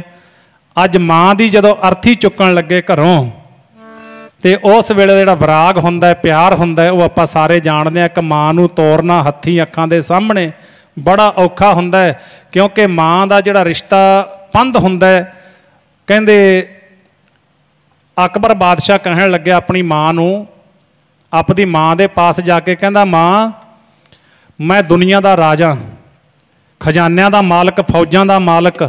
ਲੋਕਾਂ ਨੇ ਕਹਿੰਦੇ ਰੱਟ ਲਾਈ ਹੈ ਇਸ ਗੱਲ ਦੀ ਵੀ ਮਾਂ ਦਾ ਕੋਈ ਦੇਣ ਨਹੀਂ ਦੇ ਸਕਦਾ, ਮਾਂ ਦਾ ਕੋਈ ਕਰਜ਼ ਨਹੀਂ ਚੁਕਾ ਸਕਦਾ। ਲੈ ਮਾਂ, ਤੇਰਾ ਪੁੱਤ ਰਾਜਾ ਹੈ, ਇਸ ਵੇਲੇ ਸਾਰੀਆਂ ਤਾਕਤਾਂ ਮੇਰੀ ਮੁੱਠੀ ਵਿੱਚ ਨੇ। ਕਹਿੰਦੇ ਮੈਂ ਤੇਰਾ ਕਰਜ਼ ਚੁਕਾ ਸਕਦਾ ਇਸ ਵੇਲੇ, ਦੱਸ ਕਿਹੜੀ ਚੀਜ਼ ਚਾਹੀਦੀ, ਉਹੀ ਲਿਆ ਕੇ ਦੇ ਦਿੰਦਾ। ਮਾਂ ਨੇ ਸੋਚਿਆ ਵੀ ਪੁੱਤ ਹੰਕਾਰ ਕਰ ਗਿਆ, ਪੁੱਤ ਮਾਣ ਕਰ ਗਿਆ। ਕਹਿਣ ਲੱਗੀ ਕੋਈ ਗੱਲ ਨਹੀਂ ਪੁੱਤ, ਤੂੰ ਇਸ ਵੇਲੇ ਦਾ ਬਾਦਸ਼ਾਹ ਹੈ, ਪਰ ਕਹਿੰਦੀ ਮੈਂ ਤੇਰੀ ਮਾਂ ਹੋਣ ਦੇ ਨਾਤੇ ਤੈਨੂੰ ਦੱਸਦੀ ਹਾਂ ਬਈ ਮਾਂ ਪਿਓ ਦਾ ਕਰਜ਼ ਨਹੀਂ ਚੁਕਾਇਆ ਜਾਂਦਾ। ਮਾਂ ਪਿਓ ਦਾ ਕਰਜ਼ ਕੋਈ ਧੀ ਪੁੱਤ ਉਤਾਰ ਨਹੀਂ ਸਕਦਾ, ਭਾਵੇਂ ਤੂੰ ਬਾਦਸ਼ਾਹ ਹੀ ਹੈ, ਭਾਵੇਂ ਤੂੰ ਰਾਜਾ ਹੀ ਹੈ। ਨਹੀਂ ਮਾਂ, ਇਹ ਕਿੱਡੀ ਕੁ ਗੱਲ ਹੈ, ਕਰਜ਼ ਚੁਕਾਉਣ ਵਾਲੀ ਕੀ ਗੱਲ ਹੈ? ਤੂੰ ਮੈਥੋਂ ਸਿਉਨਾ ਮੰਗ, ਤੂੰ ਮੈਥੋਂ ਚਾਂਦੀ ਮੰਗ, ਤੇਰੇ ਆਲੇ ਦੁਆਲੇ ਫੌਜਾਂ ਦਾ ਪਹਿਰਾ ਲਾ ਦਿੰਨਾ, ਤੇ ਤੂੰ ਜੋ ਆਖੇ ਮੈਂ ਉਹ ਮੰਗਵਾ ਦਿੰਨਾ। ਕਰਜ਼ ਕਿਉਂ ਨਹੀਂ ਚੁਕਾਇਆ ਜਾ ਸਕਦਾ? ਸੱਚ ਜਾਣੋ ਗੁਰਮੁਖੋ, ਦਾਤਾਂ ਤਾਂ ਵਾਹਿਗੁਰੂ ਨੇ ਦਿੱਤੀਆਂ ਸਾਰੀਆਂ ਪਿਆਰੀਆਂ ਨੇ, ਬਹੁਤ ਚੰਗੀਆਂ ਨੇ, ਪਰ ਅੱਜ ਤੁਹਾਡੇ ਜੇਬਾਂ ਵਿੱਚ ਮੋਬਾਈਲ ਨੇ, ਸੋਸ਼ਲ ਮੀਡੀਆ, ਫੇਸਬੁੱਕ ਹੈ, ਬਹੁਤ ਕੁਛ ਆਪਾਂ ਵੇਖਦੇ ਹਾਂ ਨਾ। ਦਾਸ ਨੇ ਵੀ ਆ 5-4 ਦਿਨਾਂ ਦੇ ਵਿੱਚ ਨਾ ਕੁਝ ਮਾਪੇ ਸੜਕਾਂ ਤੇ ਸਮਾਨ ਲਈ ਬੈਠੇ ਨੇ। 2 ਪੁੱਤ ਸੀ, ਦੋਨਾਂ ਪੁੱਤਾਂ ਨੇ ਪਿਓ ਘਰੋਂ ਕੱਢਤਾ, ਭੁੱਬਾਂ ਮਾਰ ਕੇ ਰੋਈ ਜਾਂਦਾ। ਜਿਹੜਾ ਸਮਾਨ ਸੀ ਕੋਈ ਨਾ, ਉਹ ਕਹਿੰਦਾ ਉਸ ਕੋਈ ਸਮਾਨ ਖਰੀਦ ਲਓ, ਮੈਂ ਇਹਦਾ ਆਟਾ ਕੋਟਾ ਲੈ ਕੇ ਪ੍ਰਸ਼ਾਦਾ ਛਕ ਲੂੰਗਾ। ਭੁੱਬਾਂ ਮਾਰ ਕੇ ਰੋਈ ਜਾਂਦਾ। ਇੱਕ ਪਿਓ ਨੂੰ ਸਾਹਮਣੇ CCTV ਕੈਮਰਾ ਲੱਗਿਆ ਸੀ, ਪੁੱਤ ਨੇ ਗੁਰਮੁਖੋ ਗੋਡਿਆਂ ਥੱਲੇ ਲਿਆ ਹੋਇਆ ਪਿਓ ਨੂੰ ਕੁੱਟੀ ਜਾਂਦਾ। ਤੇ ਮਾਂ ਪਿਓ ਕਦੇ ਇਹ ਸੋਚ ਕੇ ਬੱਚੇ ਨੂੰ ਮਾਂ ਜਨਮ ਨਹੀਂ ਦਿੰਦੀ, ਕਦੇ ਇਹ ਸੋਚ ਕੇ ਮਾਪੇ ਬੱਚੇ ਨੂੰ ਨਹੀਂ ਪਾਲਦੇ ਵੀ ਕਿਤੇ ਉਹ ਵੱਡੇ ਹੋ ਕੇ ਇਸ ਤਰ੍ਹਾਂ ਦਾ ਵਿਹਾਰ ਸਾਡੇ ਨਾਲ ਕਰਨਗੇ। ਕਦੇ ਵੀ ਕੋਈ ਮਾਂ ਪਿਓ ਇਸ ਤਰ੍ਹਾਂ ਦੀ ਸੋਚ ਨਹੀਂ ਰੱਖਦਾ। ਤੇ ਇਤਿਹਾਸ ਕਹਿੰਦਾ, ਸੰਸਾਰ ਕਹਿੰਦਾ, ਦਾਤਾਂ ਤਾਂ ਸਾਰੀਆਂ ਚੰਗੀਆਂ ਨੇ, ਪਰ ਜਿਹੜੇ ਮਾਪੇ ਨੇ ਨਾ ਬੜੀਆਂ ਮਿੱਠੀਆਂ ਦਾਤਾਂ ਨੇ। ਲੋਕੀ ਕਹਿੰਦੇ ਨੇ ਵੀ ਪੁੱਤ ਮਿੱਠੜੇ ਮੇਵੇ, ਨਹੀਂ ਮਾਂ ਪਿਓ ਮਿੱਠੇ ਮੇਵੇ ਹੈ ਨਹੀਂ, ਜਿਨ੍ਹਾਂ ਨੇ ਜ਼ਿੰਦਗੀ ਅਜੇ ਪੁੱਤ ਤਾਂ ਪਤਾ ਨਹੀਂ, ਧੀ ਤਾਂ ਪਤਾ ਨਹੀਂ ਵੀ ਲਾਇਕ ਨਿਕਲੂ ਕਿ ਨਲਾਇਕ ਨਿਕਲੂ, ਤੇ ਮਾਂ ਪਿਓ ਨੇ ਤਾਂ ਸਾਰਾ ਕੁਝ ਵਾਰ ਦਿੱਤਾ ਸਾਡੇ ਉੱਪਰੋਂ ਦੀ। ਇਹਨਾਂ ਨੇ ਤਾਂ ਕਰਕੇ ਦਿਖਾਤਾ ਸਾਨੂੰ ਸਾਰਾ ਕੁਝ। ਤੇ ਅੱਜ ਦੇ ਬੱਚਿਆਂ ਨੂੰ, ਨੌਜਵਾਨੀ ਨੂੰ ਨਸੀਹਤ ਹੈ, ਕੱਲਾ ਇਹ ਨਹੀਂ ਵੀ ਦਫ਼ਤਰਾਂ ਵਿੱਚ ਹੀ ਜਾਣਾ ਹੈ, ਕੱਲਾ ਇਹ ਨਹੀਂ ਵੀ ਅਸੀਂ ਕਿਤੇ ਦੁਨੀਆ ਦੇ ਬਿਜ਼ਨਸ ਕਰਕੇ ਵੱਡੇ ਬਣਾਂਗੇ, ਉਹ ਨਹੀਂ, ਮਾਂ ਪਿਓ ਨੂੰ ਸੰਭਾਲਣਾ ਵੀ ਜ਼ਿੰਦਗੀ ਦਾ ਫਰਜ਼ ਹੈ। ਬੱਚਿਓ ਨਾ ਰੋਲ ਦਿਓ,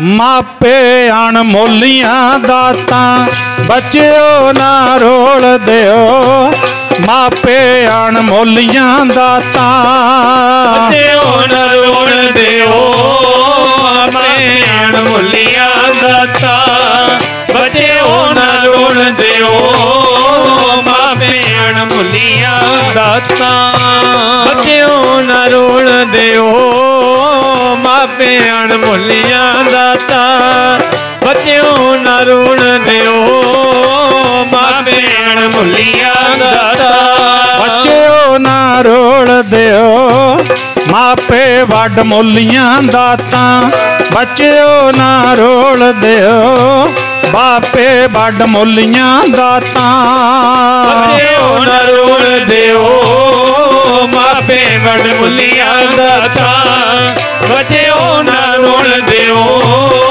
ਮਾਪੇ ਵੱਡ ਮੁੱਲੀਆਂ ਦਾਤਾਂ, ਬੱਚਿਓ ਨਾ ਰੋਲ ਦਿਓ, ਮਾਪੇ ਵੱਡ ਮੁੱਲੀਆਂ ਦਾਤਾਂ, ਬੱਚਿਓ ਨਾ ਰੋਲ ਦਿਓ, ਮਾਪੇ ਵੱਡ ਮੁੱਲੀਆਂ ਦਾਤਾਂ। ਇਹ ਬਹੁਤ ਵੱਡ ਮੁੱਲੀਆਂ ਦਾਤਾਂ ਨੇ ਗੁਰਮੁਖੋ। ਦਾਸ ਬੇਨਤੀ ਕਰਦਾ ਹੁੰਦਾ, ਇਹ ਆਹੀ ਇੱਕ ਸਮਾਂ ਰਹਿ ਗਿਆ, ਇੱਥੇ ਹੀ ਮਨ ਟਿਕ ਕੇ ਬੈਠਦਾ, ਗੁਰੂ ਚਰਨਾਂ ਨਾਲ ਜੁੜ ਕੇ ਬੈਠਦਾ, ਤੇ ਇੱਥੇ ਦਾਸ ਬੇਨਤੀ ਕਰਦਾ ਹੁੰਦਾ ਵੀ ਵੇਖੋ, ਆਪਾਂ ਸੰਸਾਰੀ ਗੱਲ ਜਦੋਂ ਕਰੀਏ ਨਾ, ਆਪਾਂ ਜੁਆਇੰਟ ਫੈਮਿਲੀ ਹੁੰਦੇ ਆ, ਪਰਿਵਾਰ ਵਿੱਚ ਰਹਿਣ ਵਾਲੇ ਹੁੰਦੇ ਆ, ਕਈ ਵਾਰੀ ਆਪਣੇ ਰੋਸੇ ਗਿੱਲੇ ਹੁੰਦੇ ਨੇ, ਬੱਚੇ ਕਿਤੇ ਮਾਂ ਪਿਓ ਨਾਲ ਜਿੱਦਦੇ ਨੇ, ਕਦੇ ਮਾਂ ਪਿਓ ਬੱਚਿਆਂ ਨਾਲ ਜਿੱਦ ਪੈਂਦੇ ਨੇ, ਥੋੜ੍ਹਾ ਬਹੁਤਾ ਰੋਸਾ ਹੋ ਜਾਂਦਾ, ਤੇ ਉਹਦੇ ਕਰਕੇ ਨਾ ਆਪਾਂ ਮਾਂ ਪਿਓ ਨੂੰ ਬੁਲਾਉਣਾ ਛੱਡ ਦਿੰਦੇ ਆ, ਜਾਂ ਮਾਂ ਪਿਓ ਬੱਚਿਆਂ ਨੂੰ ਬੁਲਾਉਣਾ ਛੱਡ ਦਿੰਦੇ ਨੇ। ਕੋਈ ਵੀ ਵੱਡਾ ਭਾਵੇਂ ਛੋਟਾ, ਜੇ ਕਿਤੇ ਬੁਲਾਉਣਾ ਛੱਡ ਦਿੱਤਾ ਨਾ, ਅੱਜ ਪਰਨ ਕਰਕੇ ਜਾਇਓ, 4 ਦਿਨਾਂ ਦੀ ਜ਼ਿੰਦਗੀ ਹੈ, ਵੈਰ ਵਿਰੋਧ ਕਰਨ ਵਾਸਤੇ ਨਹੀਂ ਮਿਲੀ।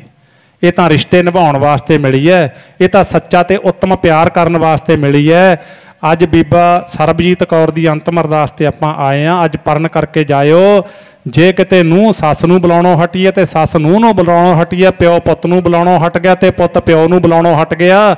ਤੇ ਅੱਜ ਪਰਨ ਕਰਕੇ ਜਾਇਓ, ਜਾਂਦੇ ਸਾਰ ਬੁਲਾ ਲਿਓ, ਬੇਬੇ ਕਹਿ ਕੇ ਬੁਲਾ ਲਿਓ। ਬੇਬੇ ਕੋਈ ਨਹੀਂ, 100 ਵਾਰੀ ਆਪਾਂ ਤੱਤੇ ਠੰਡੇ ਹੁੰਨੇ ਆ, ਕੋਈ ਗੱਲ ਨਹੀਂ।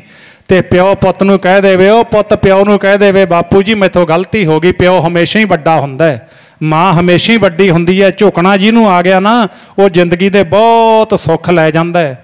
ਝੁਕਣਾ ਆਉਣਾ ਚਾਹੀਦਾ ਹੈ। ਇੱਕ ਮੌਤ ਤਾਂ ਹੁੰਦੀ ਹੈ ਜਿਹੜੀ ਸਰੀਰ ਦੀ ਆਉਣੀ ਹੈ, ਸੰਸਾਰੀ ਗੱਲ ਕਰ ਰਿਹਾ। ਇੱਕ ਮੌਤ ਹੈ ਸਾਧ ਸੰਗਤ, ਜਿਨ੍ਹਾਂ ਮਾਪਿਆਂ ਨੇ ਸਾਰੀ ਜ਼ਿੰਦਗੀ ਵੱਡਮੁੱਲੀਆਂ ਦਾਤਾਂ ਨੇ ਸਾਡੇ ਤੇ ਲਾ ਦਿੱਤੀ। ਔਲਾਦ ਬੁਲਾਵੇ ਨਾ, ਧੀ ਪੁੱਤ ਬੁਲਾਉਣ ਨਾ, ਉਹਨੂੰ ਵੇਖ ਕੇ ਪਰੇ ਮੂੰਹ ਕਰਕੇ ਲੰਘ ਜਾਣ, ਉਹ ਤਾਂ ਫਿਰ ਸਰੀਰ ਤਾਂ ਤੁਰਿਆ ਫਿਰਦਾ ਹੁੰਦਾ ਹੈ, ਦਾਸ ਇਹਨੂੰ ਇਉਂ ਪੜਦਾ ਹੁੰਦਾ ਹੈ। ਉਦੋਂ ਮਾਪੇ ਮਰ ਜਾਂਦੇ ਜਦੋਂ ਪੁੱਤ ਨਾ ਬੁਲਾਵੇ, ਉਦੋਂ ਮਾਪੇ ਮਰ ਜਾਂਦੇ ਜਦੋਂ ਪੁੱਤ ਨਾ ਬੁਲਾਵੇ, ਉਦੋਂ ਮਾਪੇ ਮਰ ਜਾਂਦੇ ਜਦੋਂ ਪੁੱਤ ਨਾ ਬੁਲਾਵੇ, ਉਦੋਂ ਮਾਪੇ ਮਰ ਜਾਂਦੇ ਜਦੋਂ ਪੁੱਤ ਨਾ ਬੁਲਾਵੇ, ਉਦੋਂ ਮਾਪੇ ਮਰ ਜਾਂਦੇ ਜਦੋਂ ਪੁੱਤ ਨਾ ਬੁਲਾਵੇ, ਉਦੋਂ ਮਾਪੇ ਮਰ ਜਾਂਦੇ ਜਦੋਂ ਪੁੱਤ ਨਾ ਬੁਲਾਵੇ, ਉਦੋਂ ਮਾਪੇ ਮਰ ਜਾਂਦੇ ਜਦੋਂ ਕੋਈ ਨਾ ਬੁਲਾਵੇ, ਉਦੋਂ ਮਾਪੇ ਮਰ ਜਾਂਦੇ ਜਦੋਂ ਕੋਈ ਨਾ ਬੁਲਾਵੇ, ਉਦੋਂ ਮਾਪੇ ਮਰ ਜਾਂਦੇ ਜਦੋਂ ਕੋਈ ਨਾ ਬੁਲਾਵੇ, ਉਦੋਂ ਮਾਪੇ ਮਰ ਜਾਂਦੇ ਜਦੋਂ ਕੋਈ ਨਾ ਬੁਲਾਵੇ, ਉਦੋਂ ਮਾਪੇ ਮਰ ਜਾਂਦੇ ਜਦੋਂ ਕੋਈ ਨਾ ਬੁਲਾਵੇ, ਉਦੋਂ ਮਾਪੇ ਮਰ ਜਾਂਦੇ ਜਦੋਂ ਕੋਈ ਨਾ ਬੁਲਾਵੇ। ਜਿੱਥੇ ਦੁੱਧ ਤੇ ਘਿਓ ਖੁਰਾਕ ਹੈ ਨਾ, ਹੋਰ ਖੁਰਾਕਾਂ ਨੇ ਆਪਾਂ ਨੂੰ ਬਣੀਆਂ, ਉੱਥੇ ਇੱਕ ਪਿਆਰ ਹੈ ਨਾ, ਜਿਹੜਾ ਪਿਆਰ, ਕਿਸੇ ਨੂੰ ਪਿਆਰ ਨਾਲ ਬੁਲਾਉਣਾ, ਕਿਸੇ ਨੂੰ ਸਤਿਕਾਰ ਦੇਣਾ, ਇਹ ਸਾਰੀਆਂ ਖੁਰਾਕਾਂ ਦੇ ਵਿੱਚੋਂ ਵੱਡੀ ਖੁਰਾਕ ਹੈ। ਜੇ ਮਾਂ ਪਿਓ ਨੂੰ ਧੀ ਪੁੱਤ ਤੋਂ ਪਿਆਰ ਵਾਲੀ ਖੁਰਾਕ ਨਾ ਮਿਲੇ ਨਾ, ਜਿੰਨਾ ਮਰਜ਼ੀ ਪੈਸਾ ਹੋਵੇ, ਮਾਂ ਪਿਓ ਕਮਜ਼ੋਰ ਹੋ ਜਾਂਦਾ ਹੈ। ਜੇ ਮਾਂ ਪਿਓ ਬੱਚਿਆਂ ਨੂੰ ਪਿਆਰ ਨਾ ਦੇਣ ਤਾਂ ਬੱਚੇ ਕਮਜ਼ੋਰ ਹੋ ਜਾਂਦੇ ਨੇ। ਇਸ ਕਰਕੇ ਇਹ ਚੀਜ਼ ਨੂੰ ਅਸੀਂ ਵਿਚਾਰਨਾ ਹੈ। ਆਪਣੇ ਬਿਜ਼ਨਸ ਵੱਲ ਧਿਆਨ ਰੱਖਣਾ ਹੈ, ਪਰ ਇੰਨਾ ਧਿਆਨ ਨਾ ਰੱਖ ਲਿਓ ਵੀ ਬੱਚਿਆਂ ਨੂੰ ਮਾਂ ਪਿਓ ਦਾ ਧਿਆਨ ਨਾ ਰਹੇ ਤੇ ਮਾਂ ਪਿਓ ਨੂੰ ਬੱਚਿਆਂ ਦਾ ਧਿਆਨ ਨਾ ਰਹੇ, ਉਹ ਮਾੜਾ ਹੈ। ਫਿਰ ਇਹਦੇ 'ਚ ਸਾਨੂੰ ਧਿਆਨ ਰੱਖਣ ਦੀ ਲੋੜ ਹੈ। ਅਕਬਰ ਬਾਦਸ਼ਾਹ ਕਹਿੰਦਾ, ਮੈਂ ਇਸ ਵੇਲੇ ਤੇਰਾ ਕਰਜ਼ ਉਤਾਰ ਸਕਦਾ, ਮੇਰੇ ਕੋਲ ਸਾਰੀ ਤਾਕਤ ਹੈ। ਮਾਂ ਨੇ ਇੱਕੋ ਹੀ ਗੱਲ ਕਹੀ, ਕਹਿੰਦੀ ਪੁੱਤ ਫਿਰ ਇਉਂ ਕਰ। ਸਮਝ ਗਈ ਵੀ ਇਹਨੂੰ ਮਾਣ ਹੋ ਗਿਆ, ਹੰਕਾਰ ਹੋ ਗਿਆ, ਕਦੇ ਮਾਂ ਦਾ ਕਰਜ਼ ਉਤਾਰ ਸਕਦਾ ਕੋਈ? ਤਾਂ ਉਸ ਵੇਲੇ ਕਹਿਣ ਲੱਗੀ, ਪੁੱਤ ਅੱਜ ਸ਼ਾਮ ਨੂੰ ਆਪਾਂ ਮਾਂ ਪੁੱਤ ਕੋਲ ਕੋਲ ਪਾਵਾਂਗੇ, ਇੱਕ ਪਲੰਘਾ ਤੇਰਾ ਹੋਵੇਗਾ ਨਾਲ ਇੱਕ ਮੇਰਾ ਹੋਵੇਗਾ, ਤੇ ਅੱਜ ਤੂੰ ਸ਼ਾਮ ਨੂੰ ਮੇਰੇ ਕੋਲ ਪੈਣਾ ਹੈ, ਆਪਣੇ ਮਹਿਲਾਂ 'ਚ ਨਹੀਂ ਪੈਣਾ। 7 ਬਚਨ ਮਾਂ, ਮੈਂ ਤੇਰੇ ਕੋਲੇ ਆ ਜਾਊਂਗਾ ਤੇ ਮੇਰਾ ਕਰਜ਼ ਚੁਕਾਉਣਾ ਤੂੰ ਅੱਜ। ਠੀਕ ਹੈ ਮਾਂ, ਮੈਂ ਕਰਜ਼ ਚੁਕਾ ਦਾਂਗਾ, ਜੋ ਆਖੇਂਗੀ ਉਹ ਮੈਂ ਲਿਆ ਕੇ ਦੇ ਦਾਂਗਾ। ਚੰਗਾ ਪੁੱਤ, ਆ ਸ਼ਾਮ ਰਾਤ ਪਏਗੀ, 2 ਪਲੰਘ ਡਾਹੇ ਗਏ, ਮਾਂ ਦਾ ਪਲੰਘ ਹੈ ਤੇ ਨਾਲ ਪੁੱਤ ਦਾ ਪਲੰਘ ਹੈ। ਠੰਡ ਦੇ ਦਿਨ ਸੀ, ਜਨਵਰੀ ਫਰਵਰੀ ਦਾ ਮਹੀਨਾ ਸੀ। ਮਾਂ ਕਹਿਣ ਲੱਗੀ, ਪੁੱਤ ਆ ਆਪਾਂ ਗੱਲਾਂ ਕਰਾਂਗੇ, ਛੋਟੇ ਹੁੰਦੇ ਤੇਰੀਆਂ ਗੱਲਾਂ ਤੇ ਹੋਰ ਗੱਲਾਂ ਕਰਾਂਗੇ, ਆ ਅੱਜ ਆਪਾਂ ਪੈਣਾ। ਤੇ ਉਸ ਵੇਲੇ ਜਦੋਂ ਅਕਬਰ ਬਾਦਸ਼ਾਹ ਪੈਣ ਲੱਗਿਆ, ਥੋੜਾ ਚਿਰ ਸੁੱਤਾ ਤੇ ਅਕਬਰ ਬਾਦਸ਼ਾਹ ਉੱਠ ਕੇ ਬਾਹਰ ਨੂੰ ਗਿਆ ਤੇ ਮਾਂ ਦੇ ਕੋਲ ਗਲਾਸ ਵਿੱਚ, ਕਹਿ ਲਓ ਬਰਤਨ ਵਿੱਚ ਪਾਣੀ ਸੀ, ਤੇ ਉਹਨਾਂ ਨੇ ਅਕਬਰ ਬਾਦਸ਼ਾਹ ਦੇ ਪਲੰਘ ਤੇ ਜਿਹੜਾ ਸੀ ਪਾਣੀ ਡੋਲ ਦਿੱਤਾ। ਠੰਡ ਦੇ ਦਿਨਾਂ ਵਿੱਚ ਪਾਣੀ ਡੋਲਿਆ। ਬਾਦਸ਼ਾਹ ਪਹਿਲਾਂ ਬਚਨ ਦੇ ਚੁੱਕਿਆ ਵੀ ਮੈਂ ਤੇਰਾ ਕਰਜ਼ ਉਤਾਰਾਂਗਾ। ਮਾਂ ਕਹਿਣ ਲੱਗੀ, ਚੰਗਾ ਜੋ ਮੈਂ ਤੇਥੋਂ ਮੈਂ ਕਰਨਾ, ਤੂੰ ਉਹਦਾ ਗਿਲਾ ਸ਼ਿਕਵਾ ਨਹੀਂ ਕਰਨਾ। ਠੀਕ ਹੈ ਮਾਂ, ਮੈਂ ਨਹੀਂ ਕਰਦਾ। ਮਾਂ ਨੇ ਪਾਣੀ ਡੋਲਿਆ, ਬਾਦਸ਼ਾਹ ਆ ਕੇ ਪਿਆ। ਮਾਂ ਆਰਾਮ ਨਾਲ ਸੁੱਤੀ ਹੈ, ਸਾਰੀ ਰਾਤ ਸੁੱਤੀ, ਸਵੇਰ ਹੋਈ। ਮਾਂ ਕਹਿਣ ਲੱਗੀ, ਪੁੱਤ ਨੀਂਦ ਕੈਸੀ ਆਈ? ਪੂਰੇ ਕ੍ਰੋਧ ਦੇ ਵਿੱਚ, ਗੁੱਸੇ ਦੇ ਵਿੱਚ, ਬਾਦਸ਼ਾਹ ਬੜਾ ਗੁੱਸਾ ਦਿਖਾਉਂਦਾ, ਮਾਂ ਨੀਂਦ ਕੀ ਆਵੇ, ਮੇਰੇ ਬਿਸਤਰੇ ਤੇ ਪਾਣੀ ਡੁੱਲਿਆ, ਠੰਡਾ ਠਾਰ ਬਿਸਤਰਾ, ਮੈਂ ਤਾਂ ਕਦੇ ਇੱਧਰ ਪਾਸਾ ਲਵਾਂ ਕਦੇ ਉੱਧਰ ਲਵਾਂ, ਮੈਂ ਤਾਂ 1 ਮਿੰਟ ਨਹੀਂ ਸੁੱਤਾ। ਤੂੰ ਇਹ ਕੀ ਕੀਤਾ, ਮੇਰੇ ਬਿਸਤਰੇ ਤੇ ਪਾਣੀ ਕਿਉਂ ਡੋਲਿਆ? ਜੇ ਮੈਨੂੰ ਕੋਲ ਪਾਉਣਾ ਸੀ, ਇਹ ਤਾਂ ਆਦਤ ਗੁੱਸੇ ਵਿੱਚ ਪਤਾ ਨਹੀਂ ਕੀ ਕੁਝ ਬੋਲ ਗਿਆ। ਮਾਂ ਕਹਿਣ ਲੱਗੀ, ਸ਼ਾਂਤ ਹੋ ਜਾ, ਬਸ ਕਰਜ਼ ਚੁਕਾਤਾ। ਮਾਂ ਇਹਦੇ 'ਚ ਕਰਜ਼ ਵਾਲੀ ਕੀ ਗੱਲ ਹੈ? कहती इहो ही तां गुंझलदार कहानी है। एक रात ठंडे बिस्तरे ते नहीं पै सकिया पुत्त, पता नहीं किन्नियां सियाल दियां रातां लंघीਆਂ। हर रोज़ बिस्तरा ठंडा हुंदा सी, मैं ठंडे विच पैंदी सी ते मैनूं सोहणी नींद आउंदी सी ते तैनूं सुक्के विच पा के मैं आनंद महसूस करदी सी ते तूं मेरा कर्ज की सुआह उतारेगा। शर्मिंदा हो गया, चरना ते डिग पिया। ये तां एक समझाउण वास्ते एक साध संगत एग्जाम्पल है। माँ दे देण तां जिहड़े होर ने ना वो तां छड्ड दिओ। परिवार प्रशादा छक रहा, सारे परिवार ने छक लिया, छक रहा पुत्त, छक रहा पति। ते जदों मूँह विच बुरकी पाउंदे ने ते सामने बैठी माँ प्रशादिਆਂ ਦੇ कोल बैठी है, सब्जी ਦੇ कोल बैठी है, ਜਿਹੜਾ कोई मंगदा ਉਹਨੂੰ ਪਾਉਂਦੀ है। वेख रही है, छक रहा है परिवार, तृप्त हो रही है माँ ਨੂੰ आनंद आ रहा है जदों परिवार छक रहा है। सब ने छक लिया ते हुण माँ ने थाली विच भोजन पाया, हुण मैं भी छक ਲਾਂ, मैं भी छक लवां। ते जदों हुण माँ ने छकण वास्ते बुरकी तोड़ के अजे मूँह विच पा रही है ते उधरों बच्चे ने किरिया कर दित्ती।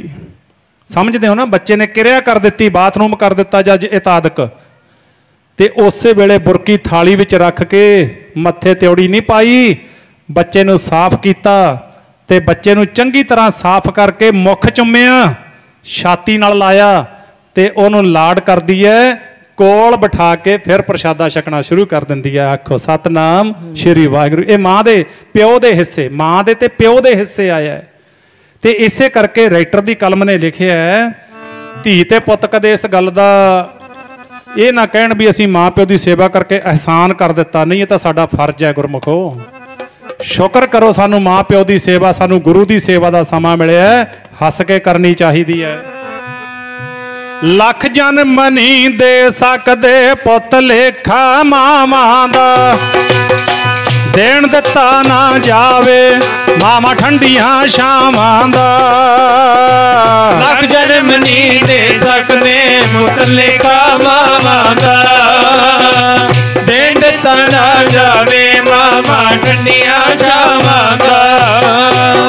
लख जन्म नहीं दे सकदे पुत लेखा मावां दा, देण दिता ना जावे मामा ठंडियां छावां दा। याद करो ओ वेला चुक छाती नाल लाउंदी सी, आप पैंदी सी गिल्ले पुत नूं सुक्के पाउंदी सी। याद करो ओ वेला चुक छाती नाल लाउंदी सी, आप पैंदी सी गिल्ले पुत नूं सुक्के पाउंदी सी। आ चुल्ला चौंका करदी दुध चोंदी गावां दा, देण दिता ना जावे मामा ठंडियां छावां दा। कदे देण दिता ना जावे मामा ठंडियां छावां दा, देण दिता ना जावे मामा ठंडियां छावां दा। इउं मापियां दा कर्ज नहीं कदे उतार सकते गुरमुखो। उत्थे ना फिर जदों वो गुरमुख दे घरों बीबी चढ़ाई कर गई, मौत है गुरमुखो जिस विहड़े विच आ गई ना, सब कुछ हिला के रख दिंदी है।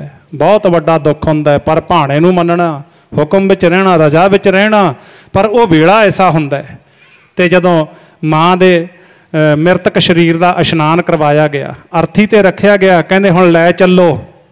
जदों लै चलो ना, वो वेला बहुत भयानक हुंदा, कंधां भी रोंदियां ने उस वेले, परिवार उपर डिगदा है, क्योंकि चुकना पैंदा ना अपने नूं। दास तां बेनती करदा हुंदा, ये समा जिहड़ा हुंदा ना परिवार वास्ते, संबंधियां वास्ते जिन्हां नूं लग गई।